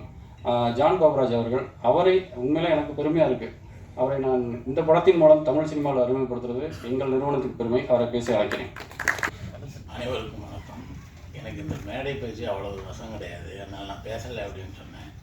4 வருஷத்துக்குள்ள அந்த பேச்சு பேசுகிறீங்க, எல்லாம் வந்து பேசுங்கிற மாதிரி என்ன பேச வச்சுட்டாரு. சந்தோஷ் இந்த கதையை சொல்லும்போது அந்த கொரோனா பெருந்தொற்று காலத்தில் தான் சொன்னார். அதுக்கு பிறகு வந்து அந்த கதையை எனக்கு அனுப்பிச்சார். அப்போவே வந்து ஒரு 40% சீன் எல்லாம் வந்து இருந்தது. அதுலேயும் குறிப்பாக வந்து அந்த சிங்கப்பூர் சார்ந்த அந்த பகுதிகளில் உள்ளது அவருக்கு ஓரளவு ஐடியா இருந்தது. அது எல்லாமே பண்ணியிருந்தார். அதனால் என்னோடய வேலையை வந்து கொஞ்சம் கம்மியாக தான் இருந்துச்சு. ஒரு தொழிலாளி எதற்கு வந்து வெளிநாடு போகிறான்னா அதுக்கு பின்னால் ஒரே ஒரு நோக்கம்தான், சம்பாதிக்கணும், நல்லா சம்பாதிச்சு ஊரில் வந்து மனைவி பிள்ளை அப்படின்னு செட்டில் ஆகணும் அப்படிங்கிறாங்க. அந்த நோக்கம் வந்து சிலருக்கு நிறைவேறும், பலருக்கு நிறைவேறாது. அதே மாதிரி ஊரில் வந்து ஒரு என்ன சொல்கிறது, ஒரு அவமானத்தை சந்திச்சிருப்பாங்க. வெளிநாட்டில் போய் சம்பாதிச்சுட்டு யார் நம்ம அவமானப்படுத்தினாங்களோ அவங்க முன்னாடி நல்லா வாழ்ந்து காமிக்கணும் அப்படின்னு ஒரு நோக்கம் இருக்கும். இதில் உறவுகள் நண்பர்கள்ட்ட கசப்பான அனுபவத்தை பெற்றிருப்பாங்க. அவங்களும் அதேமாதிரி வெளிநாடுக்கு அவங்க போக வேண்டிய ஒரு நிர்பந்தம் என்னால் ஏற்பட்டிருக்கும். அங்கே போய் அவங்க சம்பாதிச்சு வரும்போது ஒரு குறிப்பிட்ட காலத்தில் எதுக்கு இனிமேல் ஊருக்கு போகிறது, இங்கே இருந்துடலாம் அப்படின்னு சொல்லிட்டு சிலருக்கு தோணும். இப்படி ஒவ்வொரு தொழிலாளிக்கு பின்னாடியும் ஒரு கதை இருக்குது, ஒரு உணர்வுபூர்வமான நிகழ்ச்சிகள் இருக்குது, ஒரு வலி இருக்குது. இதை தான் இந்த படத்தில் வந்து சந்தோஷ் வந்து காட்சிப்படுத்தியிருக்காரு. இந்த படத்தில் அரசியல் படமாக இது அப்படின்னு கேட்டால் அரசியல் படம் கிடையாது. ஆனால் இன்றைக்கி ஒரு சாமானியனும் ஒரு அரசியல் இடையீடு இல்லாமல் ஒரு தினத்தை கடக்கவே முடியாது. அதே மாதிரி இந்த படத்தோட கதாநாயகனுக்கும் ஒரு அரசியல் இடையீடு வருது. அதை ஒட்டி வந்து ஒரு அரசியல் சார்ந்த ஒரு லேயர் இந்த படத்தில் இருக்குது. சுமார் ஒரு 2000 ஒரு 24 வருஷங்கள் ஆகுது. அப்போ நான் ஒரு சின்ன ஒரு ஷார்ட் ஸ்டோரி எழுதியிருந்தேன். அந்த ஷார்ட் ஸ்டோரியில் ஒரு கம்யூனிஸ்ட் கதாபாத்திரம் வரும். அதை நான் பகடி பண்ணியிருந்தேன், நையாண்டி பண்ணியிருந்தேன். அது பிரசுரமாச்சு. அது சிறு பத்திரிகையில் வந்தது, நவீன பெற்று. அப்புறம் அப்போது எனக்கு அதை பற்றி எதுவும் இல்லை. ஆனால் கொஞ்ச நாள் கழிச்சு நம்ம ஏன் அதை அப்படி எழுதணும் அப்படின்னு ஒரு கேள்வி வந்துச்சு. அதுக்கு காரணம் நான் வந்து பிறந்து வளர்ந்தது எல்லாமே தென் தமிழகத்தில் இருக்கிற அந்த விளவங்கோடு தொகுதிகளை, அது ஒரு ஹார்ட்கோர் வந்து கம்யூனிஸ்ட் ஏரியா. எங்கள் அப்பா ஒரு தீவிர கம்யூனிஸ்ட்டு, எங்கள் குடும்பமே கம்யூனிஸ்ட்டு வாக்கு கேட்டு வாக்கு போட்டு வளர்ந்தவன் நான். அப்போ நாம் ஏன் வந்து இதை பண்ணணும் அப்படிங்கிற அந்த கேள்வி பல்வேறு விஷயங்களுக்கு ஒரு பதிலாக எனக்கு இருந்தது. உதாரணமாக ஒரு அரசியல்வாதி ஒரு 100 கார்கள் வச்சு ஒரு பவனி வராங்க, பூவெல்லாம் போடுறாங்க, மக்கள் கூட்டம் இருக்குது. இப்படி இருந்தால் அதை இந்த பொது சமூகம் எப்படி பார்க்கும்? இந்த ஊடகங்களை பொறுத்த வரைக்கும் வழக்கம் போல் கோவை இது என்ன சொல்கிறது, திணறியது, சென்னை கலங்கியது இப்படின்னு போடுவாங்க. ஒரு வெகுஜனம் எப்படி பார்ப்போம்னா அவங்களும் வந்து ரொம்ப மாஸ் காட்டிட்டார்ல அப்படிங்கிற மாதிரி தான் சொல்லணும். ஏன்னா ஒரு 100 ரன் ஒரு கிரிக்கெட் வீரர் அடித்தா அது ஒரு பெரிய விஷயம். ஒரு படம் 100 நாள் ஓடுனா பெரிய விஷயம். அதே மாதிரி ஒரு 100 கார் தொடர ஒரு ஆள் வந்தால் அதை அந்த மாதிரி தான் பார்ப்போம். அதே விஷயத்தை அதாவது 100 காரில் ஒரு கம்யூனிஸ்டால் தலைவரால் வர முடியுமா? தோழர் ஐயா நல்ல குணுவால் வர முடியுமா? இல்லை தோழர் இது ராமகிருஷ்ணன் அவர்களால் வர முடியுமா? முடியாது. அப்படியே வந்தாலும் இந்த சமூகம் என்ன சொல்லும்? ஒரு கம்யூனிஸ்ட் எப்படி இந்த மாதிரி ஆடம்பரமாக இருக்கிறாரு, அவங்க எளிமை தானே சொல்லுவாங்க, அப்படி தான் வந்து சொல்லுவாங்க. ஸோ ரெண்டுமே ஒரே விஷயம் தான், ஒரே 100 கார் தான், இதுவும் 100 கார் தான். ஆனால் ஒன்று நம்ம ஒரு புது புத்தியிலேருந்து பார்ப்போம், ஆனால் இன்னொன்று நம்ம ஒரு பொலிட்டிக்கல் ஐடியாலஜிலேருந்து பார்ப்போம். இது எப்படி வந்தது? அதுக்கு காரணம் கொள்கை. இப்போ கம்யூனிஸ்டுகள்னா ஒரு குறிப்பிட்ட ஒரு கொள்கை இருக்குது, ஒரு நிலையான ஒரு கொள்கை இருக்குது. அப்புறம் இந்த கம்யூனிஸ்டுகள் தங்களுடைய வாழ்க்கையினாலும் மக்கள் போராட்டங்கள்னாலும் அவங்க ஒரு மதிப்பீட்டை வந்து செட் பண்ணி வச்சிருக்கிறாங்க. அது எல்லாருக்குமே தெரியும். கம்யூனிஸ்டுன்னா மக்களுக்காக நிற்பார்கள், மக்களுக்காக போராடுவார்கள், மக்களுக்காக பக்கம்தான் எப்பவுமே நிற்பாங்க. ஆடம்பரம் போன்றவற்றிலிருந்து அந்நியப்பட்டவர்கள் அவர்கள் அப்படிங்கிறது ஒரு சாமானியருக்கே தெரியும். அதனால தான் அவங்க ஒன்று செய்யும்போது அவங்களோட அந்த மதிப்பீட்டிலேருந்து விலகி இருக்கும்போது ஒரு சாமானியனே வந்து அங்கே வந்து எதிர்க்கிறான். இன்னும் சரியாக சொல்லணும்னா கம்யூனிஸ்டுகள் ஒரு சாமானியனும் அவர்களை கேள்வி கேட்க விமர்சனம் பண்ணக்கூடிய அளவில் மக்களுக்கு பக்கத்தில் இருக்கிறாங்க. அப்படியா வந்து தங்களை மாற்றி இருக்கிறார்கள். அதனால தான் நம்ம ஈஸியாக அவங்கள பார்த்து சில கொஸ்டின்ஸ் கேட்கலாம். தமிழ் சினிமா கூட இப்படி தான் இருக்குது. இதை நீங்கள் தமிழ் சினிமாவை பற்றி சொல்லும்போது இன்னும் நல்லா புரிஞ்சுக்க முடியும். அதாவது இங்கே தமிழ் சினிமா ஒட்டுமொத்தமாக சொல்ல சூப்பர் ஹீரோ இருக்குது, சினிமாஸ் இருக்குது, மாஸ் ஹீரோஸ் நடிக்கிற படங்கள் இருக்குது. இதை எல்லாத்தையுமே நம்ம கொண்டாட்டமாக பார்க்குறோம். அங்கே பறப்பாங்க, ஒரு 4 லாரி ஆட்களை அடிப்பாங்க, அதையெல்லாம் கொண்டாட்டமாக பார்க்குறோம். நம்ம லாஜிக் பற்றி எதுவுமே யோசிக்க மாட்டோம். ஆனால் ஒரு இயல்பான வாழ்க்கையை காமிக்கிற ஒரு படத்தை நம்ம எடுத்தோம்னு சொன்னால் அதில் நிறைய லாஜிக் இருக்கிறாங்க. ஏன் இது இப்படி இருக்குது? இது ஒரு குற்றச்சாட்டாகவே தமிழ் சினிமாவில் தொன்று இருந்துட்டு வருது. ஒரு வணிக சினிமா எடுத்தால் அவர் கேளிக்கைக்காக எடுக்கிற படத்தில் அவ்வளோ லாஜிக் மிஸ்டேக், ஆனால் அதை கொண்டாடுறீங்க. ஆனால் ஒரு வாழ்க்கையில் சொல்கிற ஒரு படத்தை எடுத்தால் அதில் ஒரு சின்ன விஷயத்துக்கும் லாஜிக் பார்க்குறீங்களே அப்படிங்கிற குற்றச்சாட்டு நான் இல்லை, அதுக்கு தொன்று இருந்துட்டு இருக்கு. ஆனால் இது இப்படி தான் இருக்கும். இதுதான் இதோட நியதி. உதாரணமாக நம்ம ஒரு குழந்தைகிட்ட அந்த பாட்டி வடை சுடுற கதை இருக்கு இல்லையா? பாட்டி ஒரு ஊரில் ஒரு பாட்டியை வடை சுட்டாங்க. அது வந்து காக்கா எடுத்துகிட்டு போச்சு. அது போய் இது காக்காவுக்கு ஒரு பாட்டு பாடுன்னு சொல்கிறாங்க. அந்த பாட்டி வடை சுட்டாங்க. அது ஒரு குழந்தைகிட்ட சொன்னால் எந்த குழந்தையும் அதை ரசித்து கேட்கும். ஆனால் அதே குழந்தைகிட்ட போய் நம்ம பாட்டி இருக்காங்கல்ல, அவங்க இன்னைக்கு வந்து வடை சுட்டாங்க, ஒரு காக்கா எடுத்துகிட்டு போச்சு. நம்ம வீட்டு டாமி இருக்குல்ல, டாமி, அது போய் காக்கா கிட்ட காக்கா ஒரு பாட்டு பாடுது சொல்லிச்சு அப்படி சொல்லி பாருங்க, எந்த குழந்தையும் நம்பாது. அது கேட்கும், நம்ம வீட்டு டாம் எப்படி வந்து பேசும் அப்படின்னு சொல்லிட்டு. ஸோ நீங்கள் ஏன் அது எங்கேயோ ஒரு பாட்டி எங்கேயோ ஒரு வடை சுடுற டைமு அந்த கதையில் வந்து நரி பேசலாம், காகம் வந்து பாடலாம். ஆனால் நம்மளுடைய வாழ்வியலை பிரதிபலிக்கிற ஒரு படத்தில் அந்த வாழ்வியலை நடைமுறை யதார்த்தத்தை ஒட்டிய கேள்விகள் கேட்கப்படும். இதுதான் வந்து முக்கியம். அதே மாதிரி ஒரு அரசியல் கட்சி எப்போ நடைமுறை யதார்த்தத்தை புரிந்து அந்த மக்களோடு மக்களாக நின்று ஒரு போராட்டத்தை பண்ணும்போது, அவர்களுக்காக பேசும்போது, அந்த நடைமுறை யதார்த்தத்தில் இருக்கிற எல்லா விஷயங்களுக்கும் அவங்கள கேள்வி கேட்பாங்க. அதனால மாடியில் இருந்து கை காமிக்கிறவங்கள்ட்ட இந்த கேள்வியெல்லாம் கேட்க மாட்டாங்க. ஸோ இது அவங்களுக்கான ப்ரிவிலேஜ். நமக்கு ஏன் இல்லை அப்படின்னு வருத்தப்படக்கூடாது. இந்த கேள்விகள் கேட்கறது நாம் நிறைய ஜனநாயக பூர்வமாக இருக்கிறவங்கள்ட்ட மட்டும்தான் கேட்க முடியும், மற்றவங்கள்ட்ட கேட்க முடியாது. இன்னைக்கு ஒரு ரவுடி இருக்கிறான், அவன் வந்து மோசமான வார்த்தைகளில் பேசுவான். இன்னொரு தன்மையான மனிதர், அவருக்கு ஜனநாயகம் தெரியும், நீதி நியாயம் பேசுகிறவர். அந்த ரவுடி நம்மளை பார்த்து ஒரு கெட்ட வார்த்தைகள் பேசினா நம்ம அதிர்ச்சி ஆக மாட்டோம். ஏன்னா அவன் எல்லார்ட்டையும் அப்படி தான் பேசுவான். அங்கே போய் பேசுறது கூட நம்ம போக மாட்டோம். ஏன் போனால் அங்கே அவன்கிட்ட வந்து அவனுக்கு அந்த ஜனநாயகமே கிடையாது. அவங்ககிட்ட அப்போ நமக்கு கோபம் இல்லையா? நமக்குன்னு வந்து ஒரு சுயமரியாதை இல்லையா? எல்லாமே இருக்குது, நீதி அரைச்சிட்டம் எல்லாம் இருக்குது. ஆனால் அவனுக்கு முன்னாடி அதை காமிக்க முடியாது. ஏன்னா அவன்கிட்ட அதுக்கு அந்த காதை, ஜனநாயகத்தின் காதை அவன்கிட்ட கிடையாது. அதனால் அவன்கிட்ட பேச மாட்டான். அவன் நாயின்னு சொல்லுவான், குரங்குன்னு சொல்லுவான், செருப்பால் அடிப்பேன்னு சொல்லுவான். அப்போ எல்லாம் நம்ம சும்மா தான் இருந்துகிட்டு இருந்தோம். அதே இது ஒரு தன்மையான மனிதர் டேன்னு கூப்பிட்டா கூட, என்னையா நீங்கள் டேன்னு கூப்பிட்டீங்க கேட்போம். ஏன்னா அவர்கிட்ட புரிய வைக்க முடியும். அவர்கிட்ட ஒரு ஜனநாயகத்தின் காது அவர்கிட்ட இருக்கு. அதனால ஒரு ஆள் கை நீட்டி பேசின உடனே நாம அவர்கிட்ட நீங்கள் எப்படி வந்து என்ன கை நீட்டி பேசலாம் அப்படின்னு கேட்குறோம் இல்லையா? ஸோ எப்போ ஒரு ஆள் ஜனநாயகம், அப்போ நம்மள்கிட்ட இருக்கிற இந்த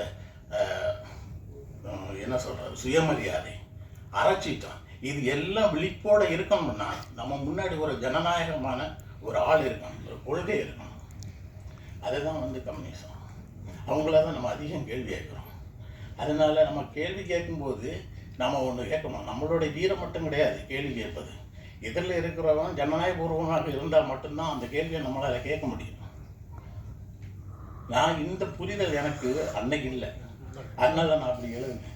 இன்னைக்கு அந்த புரிதல் இருக்கிறனால இந்த படத்தோட கதையில் ஒரு கேள்வி இதே மாதிரி ஒரு கம்யூனிஸ்ட் கிட்ட முன்வைக்கும்போது அவர் அதற்கான சரியான பதிலை என்னால் வசனமாக எழுத முடிஞ்சிச்சு.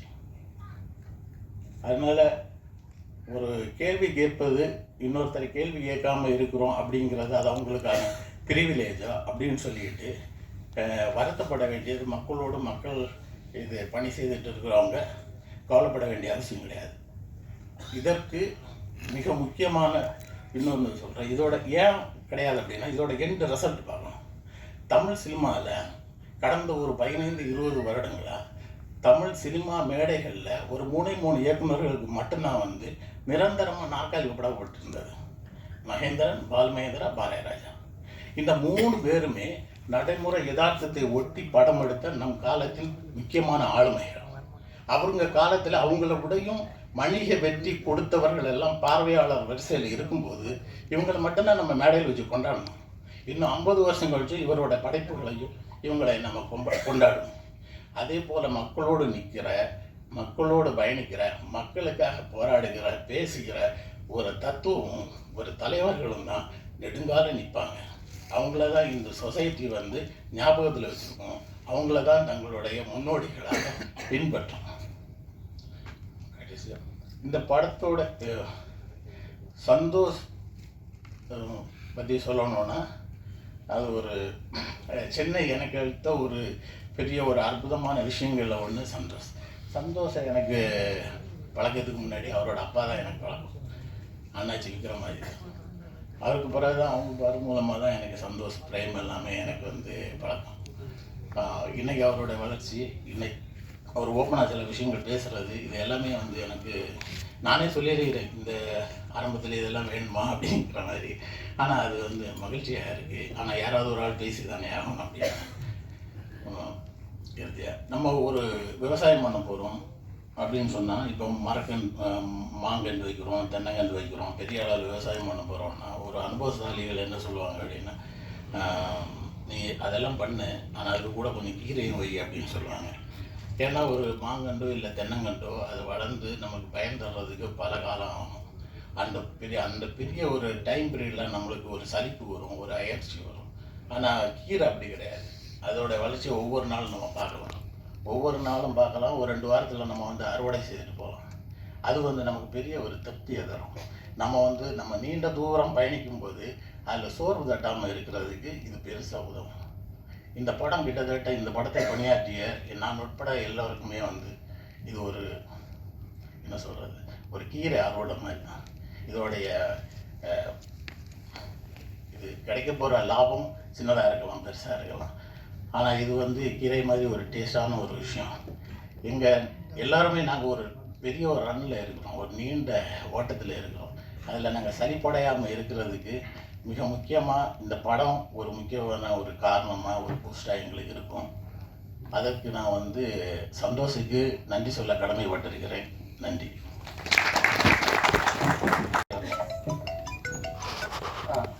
ஐயா வந்து கொஞ்சம் அவசரமாக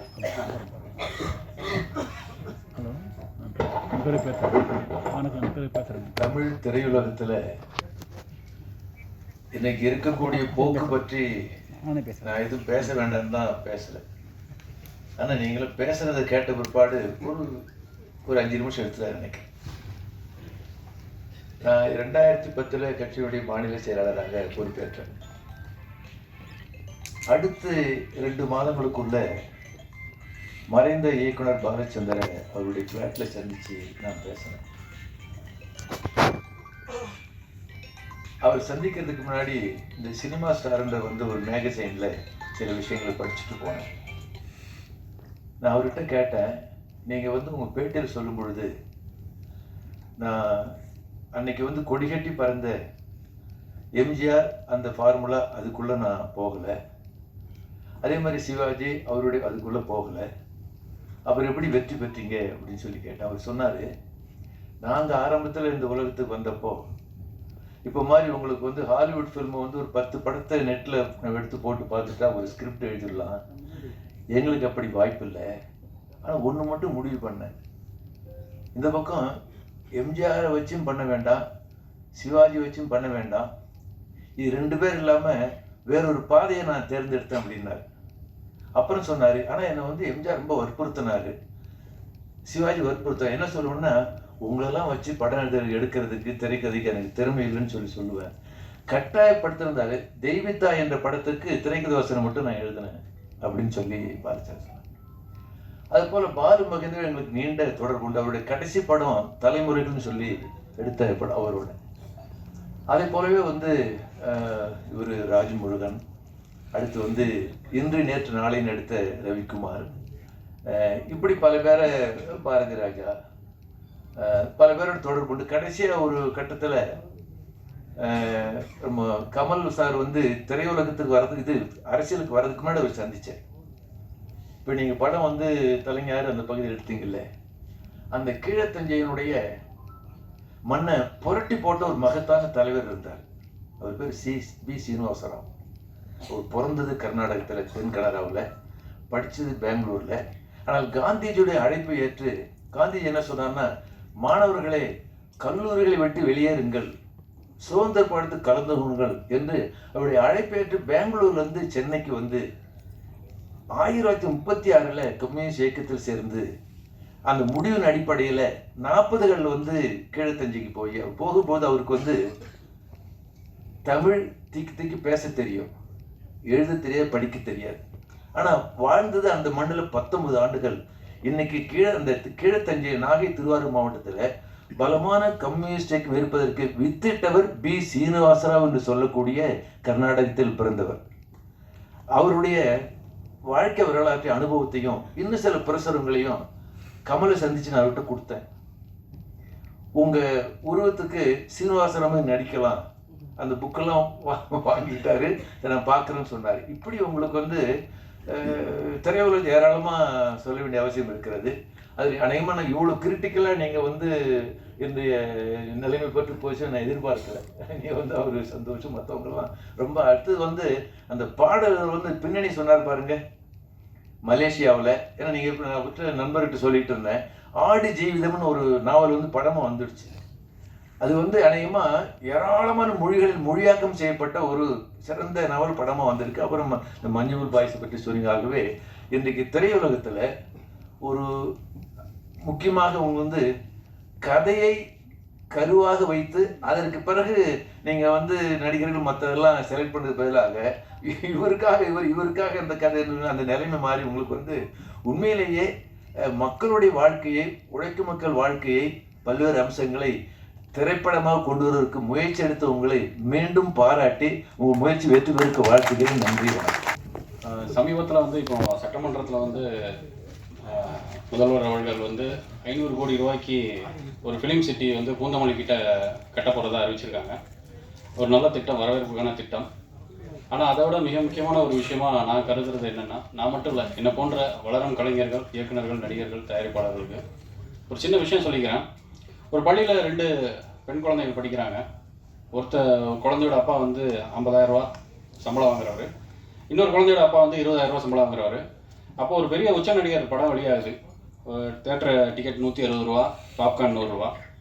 அப்போ அந்த ஒரு 50,000 வாங்குறக்கூடிய அந்த அப்பா வந்து மகளை கூப்பிட்டு போய் காட்டிடுறாங்க. அடுத்த நாள் அந்த குழந்தை வந்து நான் என்ன படம் பார்த்தேன் இதுன்னு சொல்லும்போது இந்த குழந்தைக்கு ஒரு ஏக்கம் வருது, ஏன் நம்ம அப்பாவால் படத்துக்கு கூப்பிட்டு போக முடியல? அப்போ அவன் சொல்லுது, அப்பா என்ன படத்துக்கு கூப்பிட்டு போங்க. ஸோ 20,000 ரூபா வாங்குறவருக்கு இன்றைக்கு ஒரு தமிழ் சினிமா பார்க்குறதுங்கிறது ஒரு ஆடம்பரமாகிவிட்டது. இது ஒரு நவீன திருட்டு. ஒரு எளிய மக்களின் கலை சினிமாங்கிறது வந்து காலையில் வேலை செஞ்சுட்டு சாயங்காலம் படம் பார்த்துட்டு இருந்த ஒரு சமூகம் இன்றைக்கி வியாபார நோக்கத்தில், மிக முக்கியமாக இதை நான் குற்றம் சாட்டுறது வந்து நடிகர்களோட சம்பளம் தான். ஏன்னா இவங்க சம்பளத்தை ஏற்றும் போது ப்ரொடியூசர் வேறு வழி இல்லாமல் அவங்க அதோட விலையை அதிகப்படுத்துகிறாங்க. டிஸ்ட்ரிபியூட்டர் தலையில் வைக்கிறாங்க, டிஸ்ட்ரிபியூட்டரு தேட்டர் தலையில் வைக்கிறாங்க, தேட்டர்ஸ் கடைசியாக கஸ்டமர்னு சொல்லக்கூடிய கிளைண்ட் வந்து ஆடியன்ஸ் தலையில் வைக்கிறாங்க.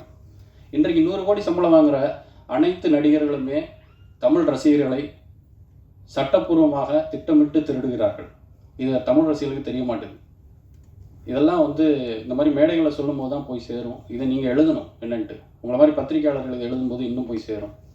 இப்போ அந்த 20,000 ரூபா சம்பளம் வாங்குறவர் சரி பிள்ளையை கூப்பிட்டு போகலான்னா தனியாக அனுப்ப முடியாது. 260 ரூபா ஒரு, ஏன்னா பாப்கார்ன் எல்லாம் படம் பார்க்க முடியாதுல்ல. ஸோ 220 ரூபா ஒரு டிக்கெட்டு. இவர் பாப்கார்ன் சாப்பிட வேணாம்னு சொல்லிட்டு இவர் ஒரு 100 ரூபாய்க்கு பண்ணுறாரு. இப்போ ஒரே குழந்தைய கூட்டு போக முடியாது. அண்ணனும் ஆசைப்படுறான், நானும் படம் பார்க்கணும், நானும் அந்த நடிகர் டிவியில் போட்டு கூப்பிட்றாங்க. ஸோ 560 ரூபா, இவருக்கு ஒரு 100 ரூபா டிக்கெட் 660 ரூபா ஆயிடுச்சு. 3 பேர் போனவுடனே அந்த குடும்பத்திலையும் ஆசைப்படுறாங்க, நம்ம குடும்பத்தோடு வெளியே போய் ரொம்ப நாள் ஆச்சு, படம் பார்த்தே 4-5 வருஷம் ஆச்சு, நானும் வரேன் அப்படின்னு ஒன்று 1000 ரூபா வருது. இந்த 1000 ரூபாய்க்கு கடன் வாங்குறதா, இல்லைன்னா ஃபீஸ் கட்டு வச்சுருந்த காசோட சேமிப்பை எடுக்கிறதா, இல்லை தன் பிள்ளைகளோட எதிர்காலத்துக்கு நகையை சேர்ப்புறதுக்கு அதிலிருந்து எடுக்கிறதாங்கிற ஒரு இதில் போய் வேறு வழி இல்லாமல் கடன் வாங்கி படம் பார்க்குற அளவுக்கு இன்றைக்கி தமிழ் சினிமாவை கொண்டு போய் விட்டது நடிகர்கள் தான். இதுக்கு வந்து உண்மையை சொல்லப்போனால் இன்றைக்கு தயாரிப்பாளர்களே இல்லை. கடந்த 10 வருடங்கள் இருந்த பிரம்மாண்ட தயாரிப்பாளர்கள் இன்று இல்லை. ஆனால் காணாமல் போனதுக்கு காரணம் வந்து பேராசை தான். ஏன்னா இன்றைக்கு 1 கிலோ நல்ல அரிசி, ஒரு பொன்னி அரிசி வந்து விலை வந்து 77 ரூபா. ஆனால் ஒரு திரைப்படத்தை டிக்கெட் கட்டணம் 120 ரூபாய்க்கு மேலே இருக்குது. ஆனால் ஒரு விவசாயி 1 கிலோ அரிசியை உருவாக்குறதுக்கு எவ்வளோ பாடுபட வேண்டியதாக இருக்குது. சினிமா கஷ்டப்பட்டு தான் எடுக்கிறாங்க, அதெல்லாம் இல்லைன்னா சொல்ல, அது எளிதாக எடுக்கலாம், எடுக்காமல் இருந்தாலும் ஒன்றும் இல்லை, மக்கள் வாழ்ந்துடுவாங்க. அரிசியை விட சினிமா முக்கியம் கிடையாது. நான் சினிமாவில் இருந்தாலும் சொல்கிறேன். ஸோ இந்த திருட்டை வந்து மக்களுக்கு புரியணும். ஏன்னா இந்த திருட்டில் இருந்து தான் அடுத்த அரசியலை நோக்கி போகிறாங்க. அரசியலுக்கு யாருனாலும் வரலாம், இவங்க தான் வரணும்னா இல்லை. ஆனால் இன்றைக்கு இங்கே 100 கோடியை சம்பாதிச்சுட்டு சக கலைஞனையோ சக நடிகர்களையோ அவங்களுக்கு எந்தவித சமூக சீர்திருத்தத்தை பண்ணாதவங்க ஒரு கட்சியை ஆரம்பிக்கிறாங்கன்னா நிச்சயமாக அது அடுத்த கட்டமாக 1000 கோடிக்கான ஒரு திட்டமாக தான் இருக்குமே தவிர தமிழக மக்களின் மேல நலனுக்கு இருக்காது. அது எனக்கு உறுதியாக இருக்கு. அப்படி இருக்குன்னா முதல்ல இங்கே சீர்திருத்தம் பண்ணுங்க. நீங்கள் இங்கே வந்து ஒரு சின்ன படம் வரலன்னு போன வாரம் கூட ஒரு படம் இந்த ஃபைண்டரோ இந்த ஒரு படத்துக்கு வந்து தேட்டர் கிடைக்கல அப்படின்லாம் வருத்தப்படுறாங்க. நிச்சயம் கொடுக்க மாட்டாங்க. சின்ன படங்களுக்கு பெரிய தேட்டரில் கிடைக்காது. இது யதார்த்தம். இந்த யதார்த்தத்தை புரிஞ்சுக்கோங்க. ஆனால் சின்ன படங்கள் நான் சொன்ன மாதிரி முன்னாடியே டேரக்டர் சொன்னேன், ஹீரோவே சொல்ல முடியும். சிவகார்த்திகேயன், விஜய் சேதுபதி, விமல், வித்தார்த்து, நான் உட்பட ஆண்டனி, குருசம சுந்தர் மாதிரி போன்ற நடிகர்கள்லாம் சின்ன பட்ஜெட்டில் தான் வர முடியும். ஒரு தயாரிப்பாளர் இந்த தொழிலே தெரியாமல் வந்து பெரிய பட்ஜெட்டை போட முடியாது. ஒரு 4 கோடி குறைவான படம் தான் பண்ண முடியும். ஸோ இப்போ ஒரு 4 கோடி கூட குறைவான படத்தை கொண்டு வராங்கன்னா இந்த தயாரிப்பாளர் சங்கம் அவங்களுக்கு வழிகாட்டணும். இந்த விஷயங்களை பண்ணுங்கள், அதை பண்ணுங்கிறத விட்டு படம் எடுக்காதீங்கன்னு சொல்கிறது வந்து அது ஒரு புஷ்பாத்தனம் மாதிரி தான். அதாவது காசு இருக்கவங்க மட்டும் ஸ்கூலில் சேருங்கிற மாதிரியான ஒரு விஷயங்கள். இதுக்கு ஒரே தீர்வாக நான் முன்வைக்கிறது என்னென்னா, அரசு திரையரங்கத்தை திறக்க வேண்டும். 500 கோடி ஃபிலிம் சிட்டி இன்றைய அத்தியாவசியம் அல்ல. இன்றைக்கு வந்து ஒரு எளிய குடும்பம், நான் சொன்ன ஒரு 20,000 ரூபாய்க்கு கீழே வாங்கக்கூடிய குடும்பத்தால் படம் பார்க்க முடியலங்கிறது அது அரசு செயல்படணும். அவங்களுக்கு என்டர்டைன்மெண்ட் என்ன இருக்குது? நிறைய பேர் ஓடிடி கிடையாது, அவங்க மொபைலில் பார்க்க முடியாது. டிவியும் பெருசாக அவங்க நிறைய வீடுகள் இல்லை. ஒரு 300 ரூபா சம்பாதிக்கிற ஒரு ஆளால் 120 ரூபா கொடுக்குறங்கிறது அதுக்கு எந்த படமாக, அது உலக படமாக இருந்தாலும் எவ்வளோ பெரிய படமாக இருந்தாலும் அது தகுதி கிடையாது. இப்போ நாங்கள் இந்த படம் எடுத்திருக்கோம், இந்த படத்துக்கு நான் விலை நிர்ணயிக்க முடியாது. ஒரு விவசாயி வந்து உருவாக்குறாங்க, ஆனால் விவசாயி நிர்ணயிக்க முடியல, இடையில இருக்கக்கூடிய ஆட்கள் தான் நிர்ணயிக்கிறாங்க. எனக்கு இது ஒரு 50 ரூபா வச்சுருந்தா போதும், அப்படி தான் நான் நினைக்கிறேன். நான் தானே உருவாக்குறேன், நானும் என்னுடைய நண்பர்கள் உருவாக்குறோம். ஸோ இதுதான் இங்கே இருக்கக்கூடிய அரசியல். ஸோ இதை தீர்வு செய்யணும்னா 50 நகரங்களை தேர்ந்தெடுத்து 50 திரையரங்களை தமிழக அரசு திராவிட மாடல் உருவாக்குச்சுன்னா உலகத்திலே முதலாக அந்த சாதனையை செய்த பெருமை பெற முடியும். இந்த 50 நகரத்தில் பார்த்தீங்கன்னா இடம் கூட சொல்லுவேன் நான், பஸ் ஸ்டாண்டில் வைங்க, பழைய பஸ் ஸ்டாண்டோ புது பஸ் ஸ்டாண்டோ, பஸ் ஏறதுக்கு பதில் அங்கே 2 மணி நேரம் பஸ்ஸு லேட்டாக வருதுன்னா தேட்டருக்கு வந்துட்டு போவாங்க. கிட்டத்தட்ட ஒரு திரையரங்கில் இருந்து மட்டும் அரசுக்கு 10 to 12 கோடி ரூபாய் வருமானம் வரும். உங்களுக்கு தேட்டருக்கு வசூல் இருக்குது, கேன்டீன் இருக்குது, பார்க்கிங் இருக்குது. பார்க்கிங் பெரிய பிரச்சனை வராது, ஏன்னா பஸ் ஸ்டாண்டுங்கிறதுனால பக்கத்துலேயே இருக்கும். 5 ரூபா 10 ரூபாயிலே நீங்கள் காரை போட்டுடலாம். மிகப்பெரிய ஒரு ஃபுட்ஃபால் உள்ளே வரும், திரும்பவும் ரசிகர்கள் உள்ளே வருவாங்க. இதை சொன்ன உடனே இந்த தயாரிப்பாளர், இந்த திரையரங்க உரிமையாளர் சங்கம் பயந்துட வேண்டாம். ஏன்னா நம்ம ஒரு நல்ல திட்டத்தை முன்வைக்கும் போது அவங்க என்ன பண்ணுவாங்கன்னா, அரசு திறந்துட்டாங்கன்னா நம்ம கூட்டம் வர மாட்டாங்கன்னு சொல்லி சம்மந்தப்பட்ட அதிகாரிகளுக்கு காசை கொடுத்து அந்த திட்டத்தை கிடப்பில் போட சொல்லக்கூடிய ஒரு வாய்ப்பு இருக்குது. ஏன்னா நமக்கு அப்படியான ஒரு சமூகம் அமைந்திருக்கு. நிச்சயம் நம்ம ஒரு கவர்மெண்ட் ஸ்கூல் ஓப்பன் பண்ணுறதுனால ப்ரைவேட்டுக்கு எந்த பாதிப்பும் வராது, ஒரு ரேஷன் கடை ஓப்பன் பண்ணுறதுனால சூப்பர் மார்க்கெட்டுக்கு பாதிப்பு வராது, ஒரு சமூக நலம் கூட உருவாக்குறதுனால அரசு உங்களுக்கு வந்து ஒரு கல்யாண மண்டபம் பிரச்சனையாகாது. இது வந்து 20,000க்கு கீழே அரசு வந்து இந்த திரையரங்கத்தை இதை ஒற்றை மனிதனாக நான் மட்டும் சாத்தியப்படுத்த முடியாது. ஏன்னா நான் சொன்ன மாதிரி உதவி இயக்குநர்கள் இதுக்கு வந்து குரல் கொடுக்கணும். நீங்கள் 4 கோடி கீழே தான் படம் பண்ண முடியும், அதுதான் சாத்தியம். இல்லைன்னா ஒரு நடிகர் பின்னாடி போய் வாழ்க்கையை தொலைக்க வேண்டியதாக இருக்கும். அப்போ புது நடிகர்கள் யார் யாரெல்லாம் ஹீரோ ஆகணும், நடிக்கணும்னு ஆசைப்படுறாங்களோ அவங்க எல்லாம் சமூக வலைத்தளங்களில் இதை பற்றி எழுதுங்க. ஒரு ஏன் அரசு வந்து முதல் திரையரங்கத்துக்கு நீங்கள் கலைஞர் பேரை சூட்டுங்க, கலைஞர் திரையரங்கம், அண்ணா திரையரங்கம், புரட்சி தலைவர் திரையரங்கம், சிவாஜி திரையரங்கம், அம்மா திரையரங்கம், NSK, மனோரமாச்சி, இப்படி கலைஞர்கள் சாதனை புரிந்தவர்களோட பேரில் நீங்கள் திரையரங்கத்தை திறந்தால் இதன் மூலம் அரசுக்கு ஆண்டுக்கு நீங்கள் 50 திரையரங்கம், ஒரு திரையரங்கத்துக்கு 12 கோடின்னு வச்சுக்கிட்டிங்கன்னா 50 திரையரங்கின் மூலம் வருடத்துக்கு 600 கோடி கிடைக்கும். 5 வருடங்களில் 3000 கோடி கிடைக்கும். இந்த வருமானத்தை, ஏன்னா இதை நான் சொல்லும்போது என்னென்னா கண்டிப்பாக அந்த கமெண்டில் போடுவாங்க, ஏன்னா உனக்கு ஒரு வேலை இல்லையா, அரசை போய் தேட்டருக்கு ஏற்கனவே வந்து சினிமா வேலை சீரழிச்சிக்கிட்டு இருக்கு, நீ வந்து தேட்டர் திறக்க சொல்கிறீங்கிறனால அதையும் சொல்கிறேன். இந்த 600 கோடி வருமானத்தை நீங்கள் அரசு பள்ளிக்கு செலவிடலாம், அரசு கல்லூரிகளுக்கு, அரசு மருத்துவமனைக்கு, திரும்ப மக்களின் பணம் மக்களுக்கே போய் சேரும். ஃபிலிம் சிட்டியின் மூலம் இந்த முதலீட்டை எடுக்க முடியாது. ஈவன் அந்த கான்ட்ராக்ட் யார் அந்த ஃபிலிம் சிட்டிக்கு கான்ட்ராக்ட் கொடுத்துருக்கீங்களோ அவங்களுக்கே அந்த 50 தேட்டரை கட்டுறதுக்கான கான்ட்ராக்டை கொடுக்க முடியலாம். ஏன்னா இவ்வளோ ஆய்வு செஞ்சுருக்காங்க. 1 மாதமாக நீங்கள் இதை வந்து ஒரு பெப்சி சங்கம், தயாரிப்பாளர் சங்கம், நடப்பு தயாரிப்பாளர் சங்கம், சிறுகுட தயாரிப்பாளர் சங்கம், இயக்குனர் சங்கம் சொல்லிட்டு எல்லாருமே வந்து அரசு திரையரங்கத்தை திறந்தால் நிச்சயம் வந்து தமிழ் சினிமா மீண்டு வர முடியும். ஏன்னா பெரிய ஒரு ஓப்பனிங் வரும். நான் நடிகருக்கு கதை பண்ணவே கூடாதுங்க என்னன்ட்டு. ஏன்னா நடிகர்கள் என்ன பண்ணுவாங்கன்னா உங்களை பயன்படுத்துவாங்க, ஒரு இயக்குனரை, தயாரிப்பாளரை, அந்த வந்து எப்படி அவங்ககிட்ட இருந்து அதை அவங்க அறிவை பயன்படுத்துறது, அவங்க பணத்தை பயன்படுத்தணும்னு நினைப்பாங்க. சமூகத்துக்கு அவங்களால ஒரு நல்ல படம் நிச்சயம் வரவே வராது. ஸோ அரசு இதை ஆவணம் செய்ய வேண்டும் என்று இருக்கிறேன். இப்போது கதாநாயகி குஷி அவர்கள் பேசுவார்கள். நுழைவுச்சீட்டு கட்டணம் எவ்வளோ? நுழைவுச்சீட்டு கட்டணம் 25, 50, 75. எல்லாருக்கும் வணக்கம். என் பேர் குஷி, நான் வந்து கர்நாடகா. எனக்கு வந்து உழைப்பாளர் தினம் மூவியில் நான் வந்து மாலதின்னு ஒரு கேரக்டர் பண்ணுறேன்.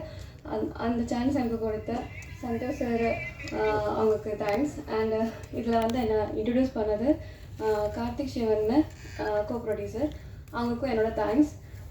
இது வந்து ஃபஸ்ட்டு ஃபோட்டோஷூட் ஆனதும் எனக்கு வந்து தமிழ் பேச முடியுமா, எனக்கு தமிழ் அவ்வளோ ஃப்ளூயண்ட்டாக இல்லைன்னு ஒரு இது வந்துச்சு. அப்போது எனக்கு வந்து இதோட எக்ஸிக்யூட்டிவ் ப்ரொடியூசர் வந்து சம்பத் சார் தான்.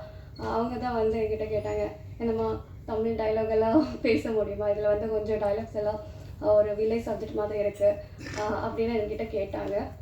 ஓகே சார், ட்ரை பண்ணுறேன், பட் என்னால் பண்ண முடியும் என்ன நான் தைரியமாக சொன்னேன்.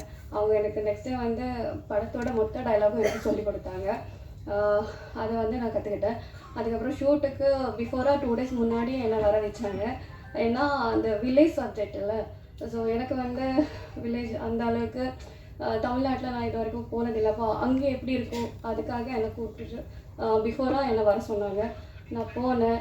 சாரி தான் அந்த மூவியில் மொத்தமாக எனக்கு இருந்துச்சு. ஒரு 2-3 சீன் தான் நைட்டில் இருக்கும். ஸோ அங்கே போனேன். எல்லாரும் கூட பழக சொன்னாங்க. அந்த வில்லேஜில் பழகிட்டேன். அப்போது என்கிட்ட சொன்னாங்க, என்னம்மா டைலாகெல்லாம் கற்றுக்கிட்டியா? ஓகேவா, ஓகே சார், நெக்ஸ்ட்டு நீங்கள் என்ன எடுக்க போகிறீங்க அது வந்து பிஃபோராக வந்து ட்ரையல் பாருங்கள் சொன்னேன். ஓகே சார் வந்து சம்பத் சார் வந்து டைரக்டர் சார் சந்தோஷ் சார் வந்து பார்த்தாங்க. ஓகே அவங்களுக்கு நடிச்சு காமிச்சது பிடிச்சது. அந்த மாதிரி தான் எனக்கு இது வந்து ப்ராஜெக்ட் போயிடுச்சு. ஸோ எனக்கு இது வந்து மாலதின்னு ஒரு கேரக்டர் ரொம்ப அழகாக இருக்கிற ஒரு கேரக்டர். என்னதான் எல்லோரும் சொல்கிறாங்க ஹஸ்பண்ட் வந்து வெளிநாட்டு இருக்கிறவங்கள மட்டும்தான் சொல்கிறாங்க.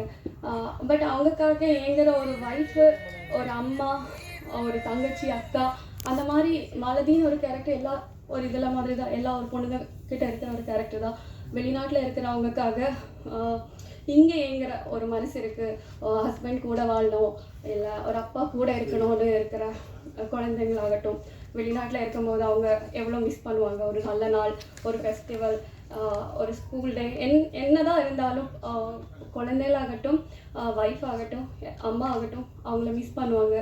ஸோ அதோட ஒரு இது எனக்கு வந்து என்னால் முடிஞ்ச அளவுக்கு பெட்டராக நான் பண்ணியிருக்கேன். தேங்க்யூ.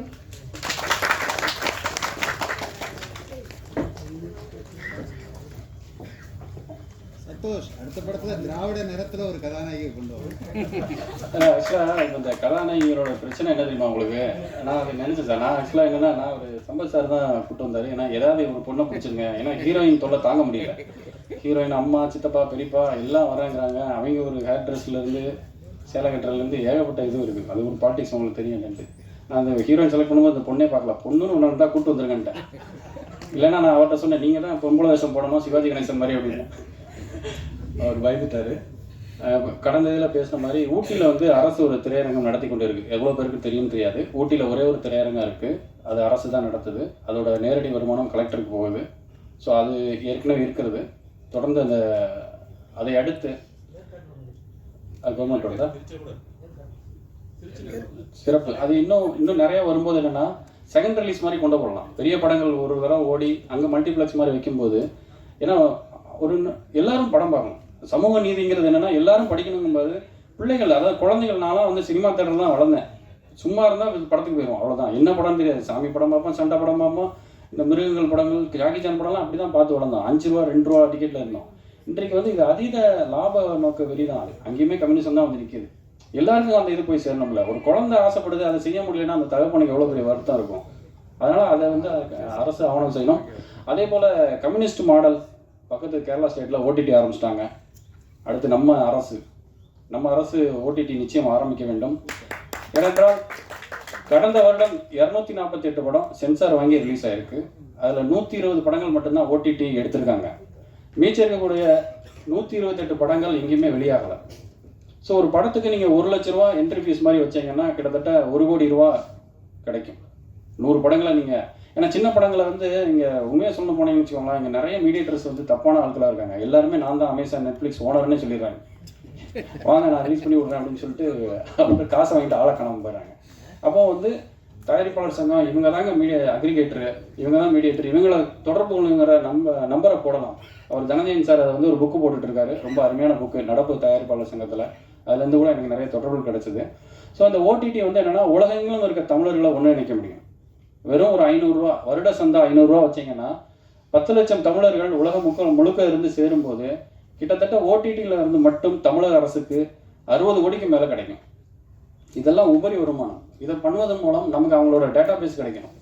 ஸோ ஏதாவது ஒரு விஷயம் அதில் விளம்பரங்கள் போடலாம். ஸோ இதெல்லாம் எப்படி அரசு ஒரு கேபிள் உருவாக்குறாங்களோ அதே மாதிரி அரசு ஓடிடி மற்றும் திரையரங்கத்தை உருவாக்கினால் மட்டும்தான் அது தமிழக மக்களுக்கும் நல்லது. தமிழ் திரையரங்கும் அதுதான் வரும். எங்களுக்கு ஃபிலிம் சிட்டி வேண்டான்னு சொல்லலை, அது இப்போதைக்கு அத்தியாவசியம் இல்லைன்னு சொல்கிறேன். ஏன்னா 5 கோடி கீழே இருக்க படங்கள் எதுவுமே ஃபிலிம் சிட்டியில் போய் நாங்கள் ஷூட்டிங் பண்ணுறதோ எதுவுமே பண்ண முடியாது. ஸோ அது எல்லாமே மேல்தட்டு இருக்குது.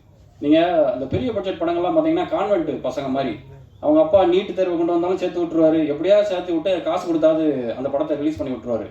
எங்களை மாதிரி வளரும் கலைஞர்கள், மிக முக்கியமாக திரும்ப திரும்ப சொல்கிறது என்ன, புது இயக்குநர்கள், இந்த ஒரு படம் பண்ண இயக்குனர்கள், புது ஹீரோக்கள், புது தயாரிப்பாளர்கள்லாம் வந்து கவர்மெண்ட் ஸ்டூடெண்ட் மாதிரி. ஒரு அரசு வந்து கான்வென்ட்டுக்கு சப்போர்ட் பண்ணணுமா, கவர்மெண்ட் ஸ்டூடெண்ட்டுக்கு சப்போர்ட் பண்ணுமாங்கிறது கவர்மெண்ட் தான் முடிவு பண்ணணும். இது வந்து நம்ம தனி மனிதனாக இல்லாமல் ஒரு இயக்கமாக, ஒரு கையெழுத்து இயக்கமாக கூட ஆரம்பிச்சு வைக்கலாம். அதை ஐயா ஜி ராமகிருஷ்ணன் அவர்கள் கூட ஆரம்பிச்சு வைக்கலாம். முதல் கையெழுத்திட்டு அந்த பெருமை உங்களுக்கு சேரும். என்னன்னா, ஒரு அரசு திரையரங்கிட்ட ஒரு ஐயா கம்யூனிஸ்ட் அவர்கள் பண்ணும்போது எல்லாருக்கும் எல்லாம் போய் சேரணும். ஒரு கலை என்பது மக்களுக்கு தானே, ஏன்னா அப்படித்தான் இருக்கணும். ஒரு அந்த மாதிரி என்னன்னா, அந்த ஓடிடியும் அரசு கையில் எடுக்கும்போது அரசுக்கு நிச்சயம் மிகப்பெரிய ஒரு ஒரு வியாபார அழுத்தம் இருந்தாலும் இது பெருசாக அவங்கள பாதிக்காது. மற்ற கார்ப்பரேட் முதலாளிகளுக்கு இன்னொன்று ஓடிடி நடத்துகிற ரொம்ப சிம்பிள். நீங்கள் ஒரு 1 கோடி ரூபாயில் ஈஸியாக நடத்திட முடியும். அதுக்கான ஸ்பேஸ் மட்டும் வாங்கினா போதும். அது தமிழக அரசு பண்ண முடியும். இதெல்லாம் பண்ணும்போது என்னென்னா, அரசு திராவிட மாடலுக்கு ஒரு மிகப்பெரிய ஒரு அங்கீகாரமாகவும் இருக்கும். திரும்பவும் அது அடுத்த கட்டமாக ஒரு தமிழ் சினிமாவின் வளர்ச்சியாக இருக்கும். இப்போது நடிகர் மற்றும் இயக்குனர் ஐயா ராஜ்கபூர் அவர்களை மேடைக்கு பேசுகிறேன். ஒரு பார்ட்டி ஆஃபீஸில் உட்காந்த மாதிரியே இருக்கு. இந்த உட்கார வச்சு நம்மளுக்கு கம்யூனிஸ்ட்காரங்க ஆக்கிடுவாங்க. ரொம்ப சந்தோஷமாக இருக்குது. பொதுவாக இந்த மாதிரி ப்ரெஸ்ஸு ஆடியோ ரிலீஸ்லாம் வந்து சினிமா பிரபலங்களை கூப்பிட்டு பந்தாவாக பயங்கரமாக வந்து சிறப்பாக வந்து பெருசாக பண்ணுவாங்க. ஆனால் இது வந்து ஒரு அதில் மாறுபட்டு உழைப்பாளர்களுக்காகவே உழைக்கின்ற ஒரு இயக்கத்தில் தலைவரை கூப்பிட்டு வந்து இந்த மேடையில் வந்து அலங்காரம் பண்ணி வச்சுருக்கு. ரொம்ப சந்தோஷமாக இருக்குது. அவர் மூலியமாக வந்து இந்த ஆடியோ பண்ணுறது ரொம்ப பெருமையாக இருக்குது. இது புதுசாக தான் இருக்குது. அப்புறம் வந்து என்னுடைய நண்பர் இந்த யூனிட்டை பற்றி எனக்கு ஒன்றுமே தெரியாது. திடீர்னு வந்து என்னுடைய நண்பர் சிங்கப்பூர் துரைராஜ் வந்து இந்த ஃபங்க்ஷனில் கலந்துக்கிறேன் அப்படின்னு சொன்னார். யாரை பற்றினா எனக்கு ஒன்றுமே தெரியாதப்பா அப்படின்னு. அதுக்கப்புறம் என்ன இது உழைப்பாளர் தினம்னு சொல்லிட்டு பேர் வச்சுருக்கீங்க அப்படின்னு. இப்போ இருக்க சினிமாவில் ஃபுல்லாக கம்ப்ளீட்டாக வந்து காதலுக்குங்க ஏதோ ஒரு பேர் வைக்கிறான், ஃபைட்டுக்கு ஒரு பேர் வைக்கிறான், அங்கே இல்லைங்கிறான், அதுங்கிற ஏதோ ஒன்று பேர் வச்சுட்டு வந்து கதைக்கும் டைட்டுக்கும் சம்மந்தமாக படத்தை எடுத்து ஓட்டிடுறானுங்க. நீ என்ன கட்டுரையில் இருக்கிற தலைப்பு மாதிரி உழைப்பாளர் தினம்னு சொல்லி பேர் வச்சுக்கிட்டு படம் பண்ணுறீங்க அப்படின்னு சொல்லி கேட்டேன். அதோட லைன் வந்து என்ன சொன்னோன்னா ரொம்ப மனசு ரொம்ப பாதிச்சிருச்சு. ஆடு ஜீவிதம் மாதிரி வந்து இங்கேருந்து வந்து நம்ம குடும்பத்துக்காகவும் அக்கா தங்கச்சி படிப்புக்காகவும் காதலில் ஒரு பொண்ணை காதலிச்சு அந்த காதல் வந்து நிறைவேறதுக்காக வந்து கஷ்டப்பட்டு அந்த பணம் சம்பாரித்து அந்த பிள்ளைய வந்து கைப்பிடிக்கணுங்கிறதுக்காக நமக்காக ஒரு கனவு வீடு கட்டுறதுக்காகவும் அப்படின்னு சொல்லி ஜென்ரலாக நம்ம போகும்போது வந்து இப்போ அரேபியா, சவுதி அரேபியா, பாலைவனம் அது மாதிரி அது நம்மளுக்கு போனோன்னா அங்கே வந்து வேறு வேலைக்கு கூப்பிட்டு போய் அங்கே வந்து ஆடு மேய்க்கவோ ஒட்டகத்தை மேய்க்கவோ இல்லைன்னா கக்கு செலவோ விட்டுருவாங்க. ஸோ அப்படி அவங்க கஷ்டப்பட்டு வந்து இங்கே வந்து நம்மளுக்கு வந்து அவங்க கஷ்டப்பட்டு இங்கே வந்து நம்மளை சந்தோஷப்படுத்துறதுக்காக இருக்காங்க அப்படின்னு சொல்லிட்டு அந்த ஒரு லைன் வந்து ரொம்ப பிடிச்சது மாதிரி இருந்துச்சு. ஷேரன் ஒரு படம் பண்ணியிருந்தாரு. அது போகாமல் அது வெற்றி பெற்றுச்சு. அது போகாமையே வந்து அங்கே வேலை பார்த்த மாதிரி. அதே போல் வந்து ட்ரையாக வந்து நம்ம எது சொன்னாலும் வந்து வெளிநாட்டுக்கு வேலைக்கு போகிறோம்லாம் வந்து பாலைவனத்தை தான் நம்ம வந்து அங்கே தான் சவுதி அரேபியா தான் போகிறோம். ஆனால் கலர்ஃபுல்லாக சிங்கப்பூர், அருமையான சிங்கப்பூரில் போய் கஷ்டப்பட்டு வேலை பார்க்குறாங்க. அப்படிங்கும்போது இப்போ பாதி படம் வந்து சிங்கப்பூர்லேயே எடுத்துங்க. முதல் வந்து அதை பார்க்குறதுக்கே போவாங்க ஜனங்க. சிங்கப்பூர் அவரை அழகாக எடுத்துருக்காங்களாம். ஸோ அந்த வழியை வந்து தமிழ் ஃபேமிலிக்காக வந்து கஷ்டப்பட்டு அவங்க சுமைதாங்கியாக இருந்து வந்து அவங்க வந்து உழைக்கிற உழைப்புக்கு அவங்க சம்பாரிச்சு கொடுக்குற அந்த வழியை வந்து அவங்க வந்து பிரமாதமாக பண்ணியிருக்காங்க சொன்னாங்க. அதனால் வந்து அந்த டைட்டில் வந்து ரொம்ப பிரமாதமாக இருக்கும் அப்படின்னு சொன்னார்.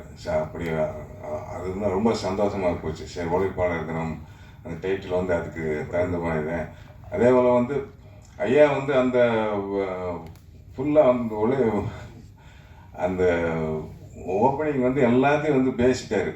அது வந்து அந்த உழைப்பாளர் தினத்தை பற்றி மேடையை பற்றி வந்து அவ்வளோ பேசும்போது வந்து நம்மளுக்கே புல்லரிக்குது.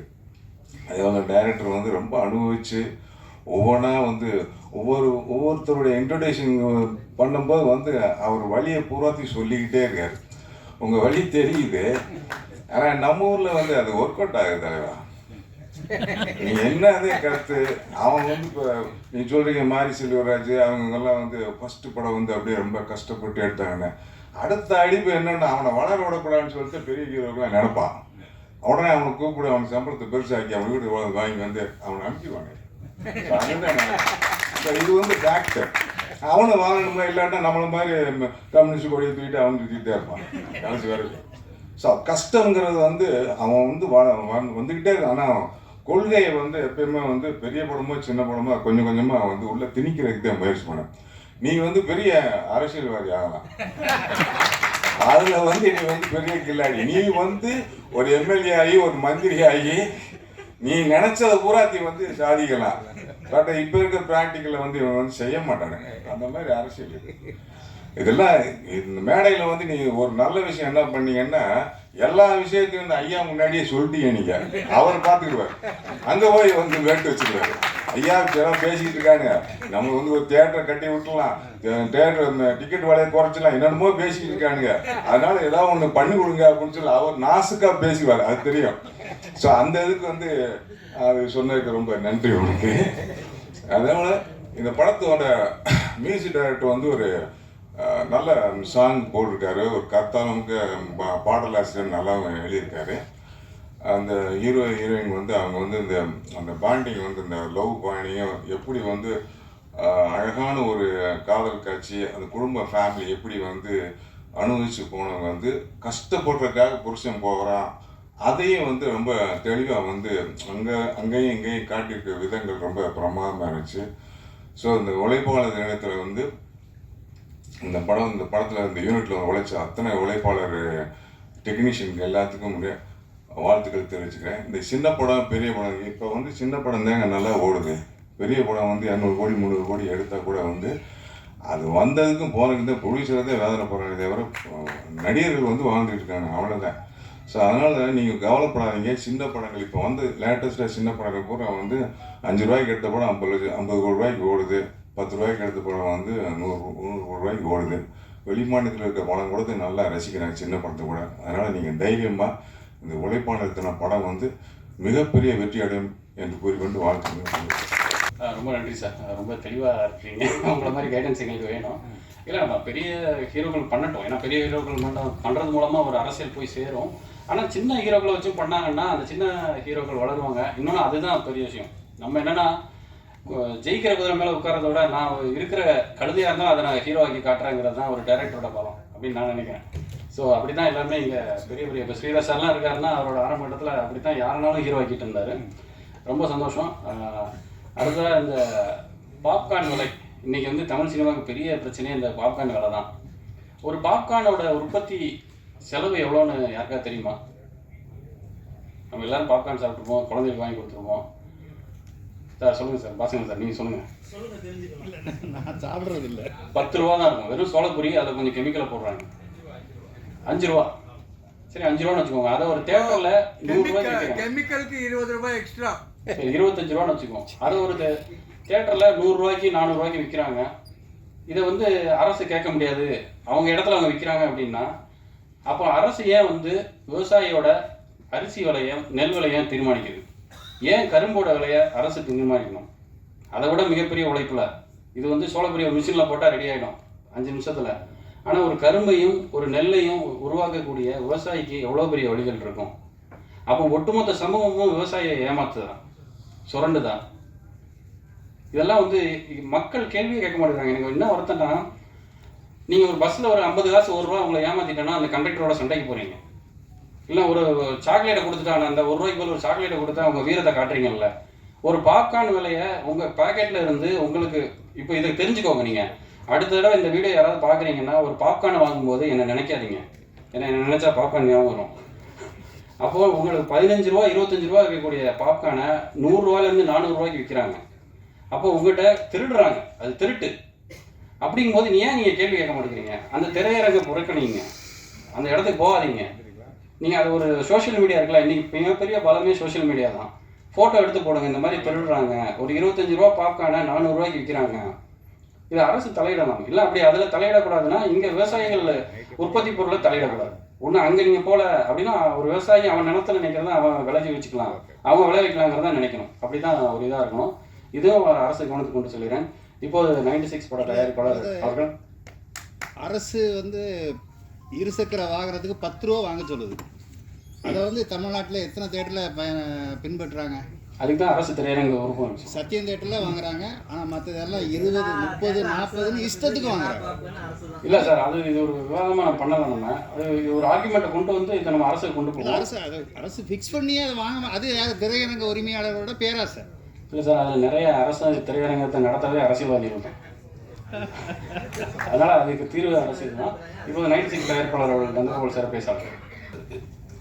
இந்த மேடைக்கு வந்ததுக்கு சிங்கப்பூர் துறை ஒரு காரணமாக இருந்தாலும் அது நான் அவருக்கு ஒரு மிக்க நன்றியை சொல்லிக்கிறேன்.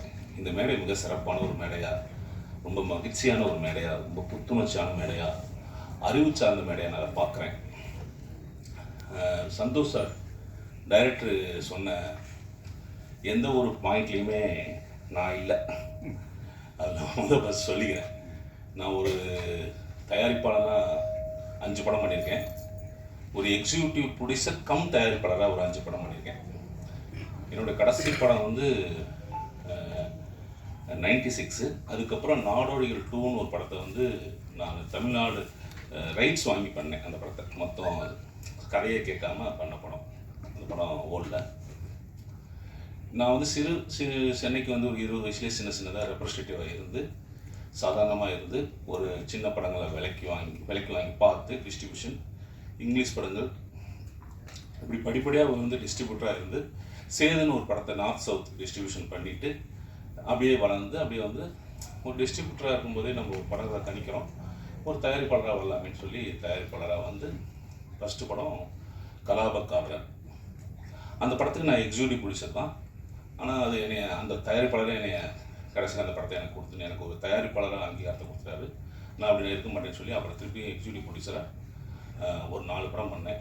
கடைசி படம் அதில் சில்லுன்னு ஒரு சந்திப்பு. இப்படி கொஞ்சம் கொஞ்சமாக வளர்ந்தேன். அதுக்கப்புறம் ஃபஸ்ட்டு படம் என்னுடைய இண்டிவிஜுவலாக ரொம்ப சினிமா ஓவியா இவங்களாம் நடித்து ஒரு படம் பண்ணேன். அந்த படத்தோட என்னோடய டோட்டல் கேரியரும் காலி. அது வந்து ஒரு புதிய இயக்குனர் தான். நான் பண்ண 10 இயக்குனரில் 8 இயக்குனர் புதிய இயக்குனர்கள் தான். அதில் மியூசிக் டைரக்டர், புதிய மியூசிக் டைரக்டர் கிட்டத்தட்ட ஒரு 6 புதிய மியூசிக் டைரக்டர் தான். என்னோடய முதல் வெற்றி படம் ரோமியோ ஜூலியட். அது வந்து ஒரு புதிய டைரக்டர் தான். அதில் வந்து மற்றவங்களாம் ஒரு சிலர்லாம் வந்து புதியவர்கள் தான். என்னுடைய எல்லா படங்களையுமே மேக்ஸிமம் புதியவர்கள் தான். அதுக்கப்புறம் அதுக்கப்புறம் ஒரு நோன் டைரக்டர் சுராஜ் சாரை வச்சு பண்ணேன், கத்தி சண்டைன்னு படம். அது வியாபார ரீதியாக பெரிய நஷ்டத்தை ஏற்படுத்துச்சு. அதுக்கப்புறம் வந்து தெரிஞ்ச ஒரு படம் பண்ண டைரக்டரை வச்சு படம் பண்ணேன். அதுவும் எனக்கு வியாபார லாஸ் ஆச்சு. அதுக்கப்புறம் ஒரு புதிய இயக்குனர் வச்சு தான் பண்ணேன் 96. இன்றைக்கி இந்த மேடையில் நான் வந்து உட்காந்து பேசுகிறதுக்கு என்னோடய புதிய இயக்குனர் வச்சு 96ன்னு ஒன்று படம் பண்ண தான். ஸோ இப்படி நான் புதிய இயக்குனர்களை வச்சு ஏன் பண்ணேன் அப்படின்னு கேட்டால், எனக்கு வந்து நான் வந்து ஆரம்பத்தில் சினிமாவில் வந்து பல கம்பெனியில் பல மணி நேரம் காத்திருந்து ஒவ்வொரு பிஸ்னஸும் ஒவ்வொரு இதெல்லாம் பண்ணி நான் கொஞ்சம் அட்வர்டைஸிங்லாம் இருந்தேன். அதெல்லாம் பண்ணும்போது அதை பார்க்கும்போது நம்ம ஆஃபீஸில் யாரும் வந்து உட்காரக்கூடாது, நம்ம வந்து ஒரு புதிய இயக்குனரில் உருவாக்கணும், புதிய டெக்னீஷியன் உருவாக்கணுன்ட்டு நிறைய பேர்த்த உருவாக்கியிருக்கேன். ஒரு சிலர் மிக சிறந்த இடத்துல இருக்காங்க, ஒரு சிலர் மிக சிறந்த இடத்துக்கு வரல. இங்கே வந்து இதெல்லாம் எதுக்கு சொல்லிட்டு இருக்குன்னா, இந்த ஃபங்க்ஷனுக்கு நான் வரேன். இதெல்லாம் போய் என்னோடய லைஃப் முடிஞ்சிச்சு. இந்த ஃபங்க்ஷனில் நான் வந்து நிறைய விஷயங்கள் வந்து ப்ராக்டிக்கலாக பார்க்குறேன். இந்த ஃபங்க்ஷனுக்கு நான் வர்றதுக்கு காரணம் வந்து உழைப்பாளர் தினம் அப்படின்னு ஒரு மிகச்சிறந்த ஒரு ராஜ்கோபால் சொன்ன மாதிரி மிகச்சிறந்த டைட்டில் கிடையாது.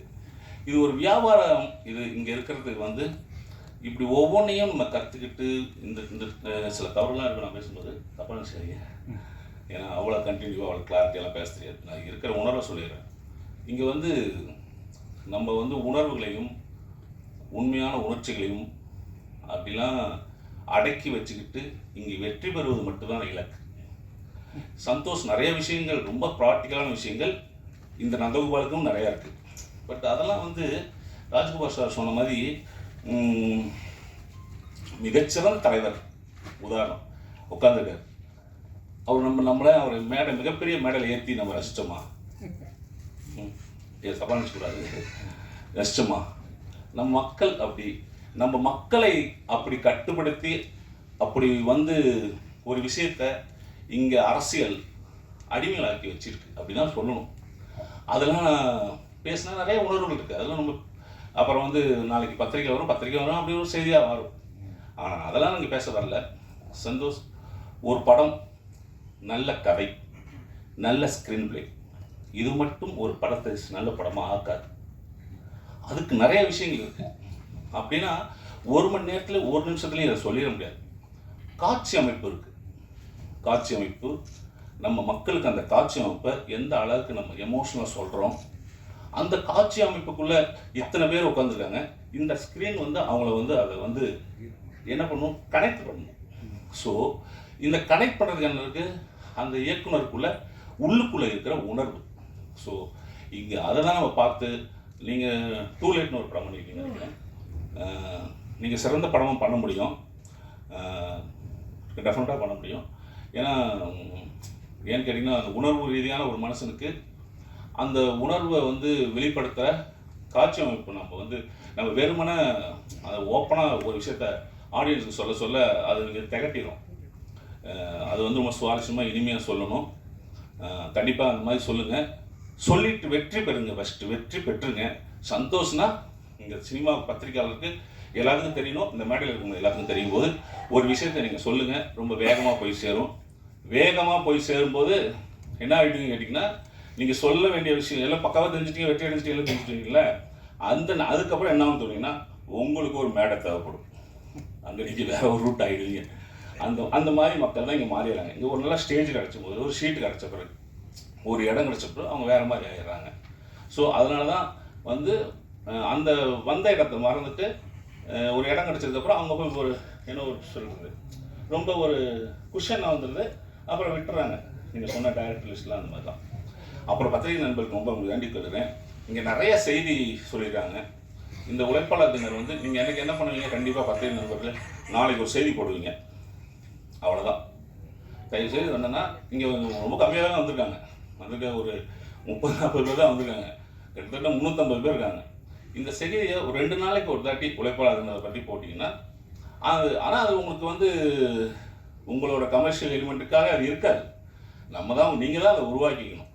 நீங்கள் தான் அதுக்கு வந்து ஒரு கோர்வுப்படுத்து இந்த படத்தை வந்து செய்தியை வந்து ஒரு 4-5 தாட்டி 6-7 தாட்டி போடுங்க.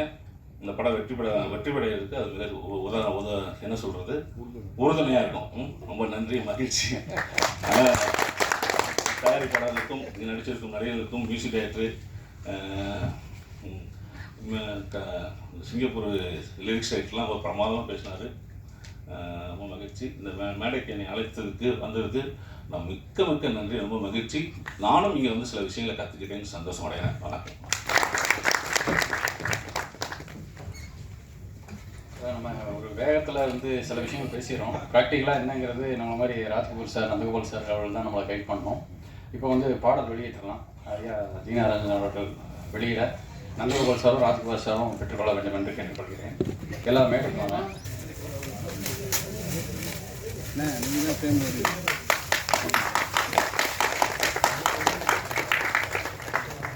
சார்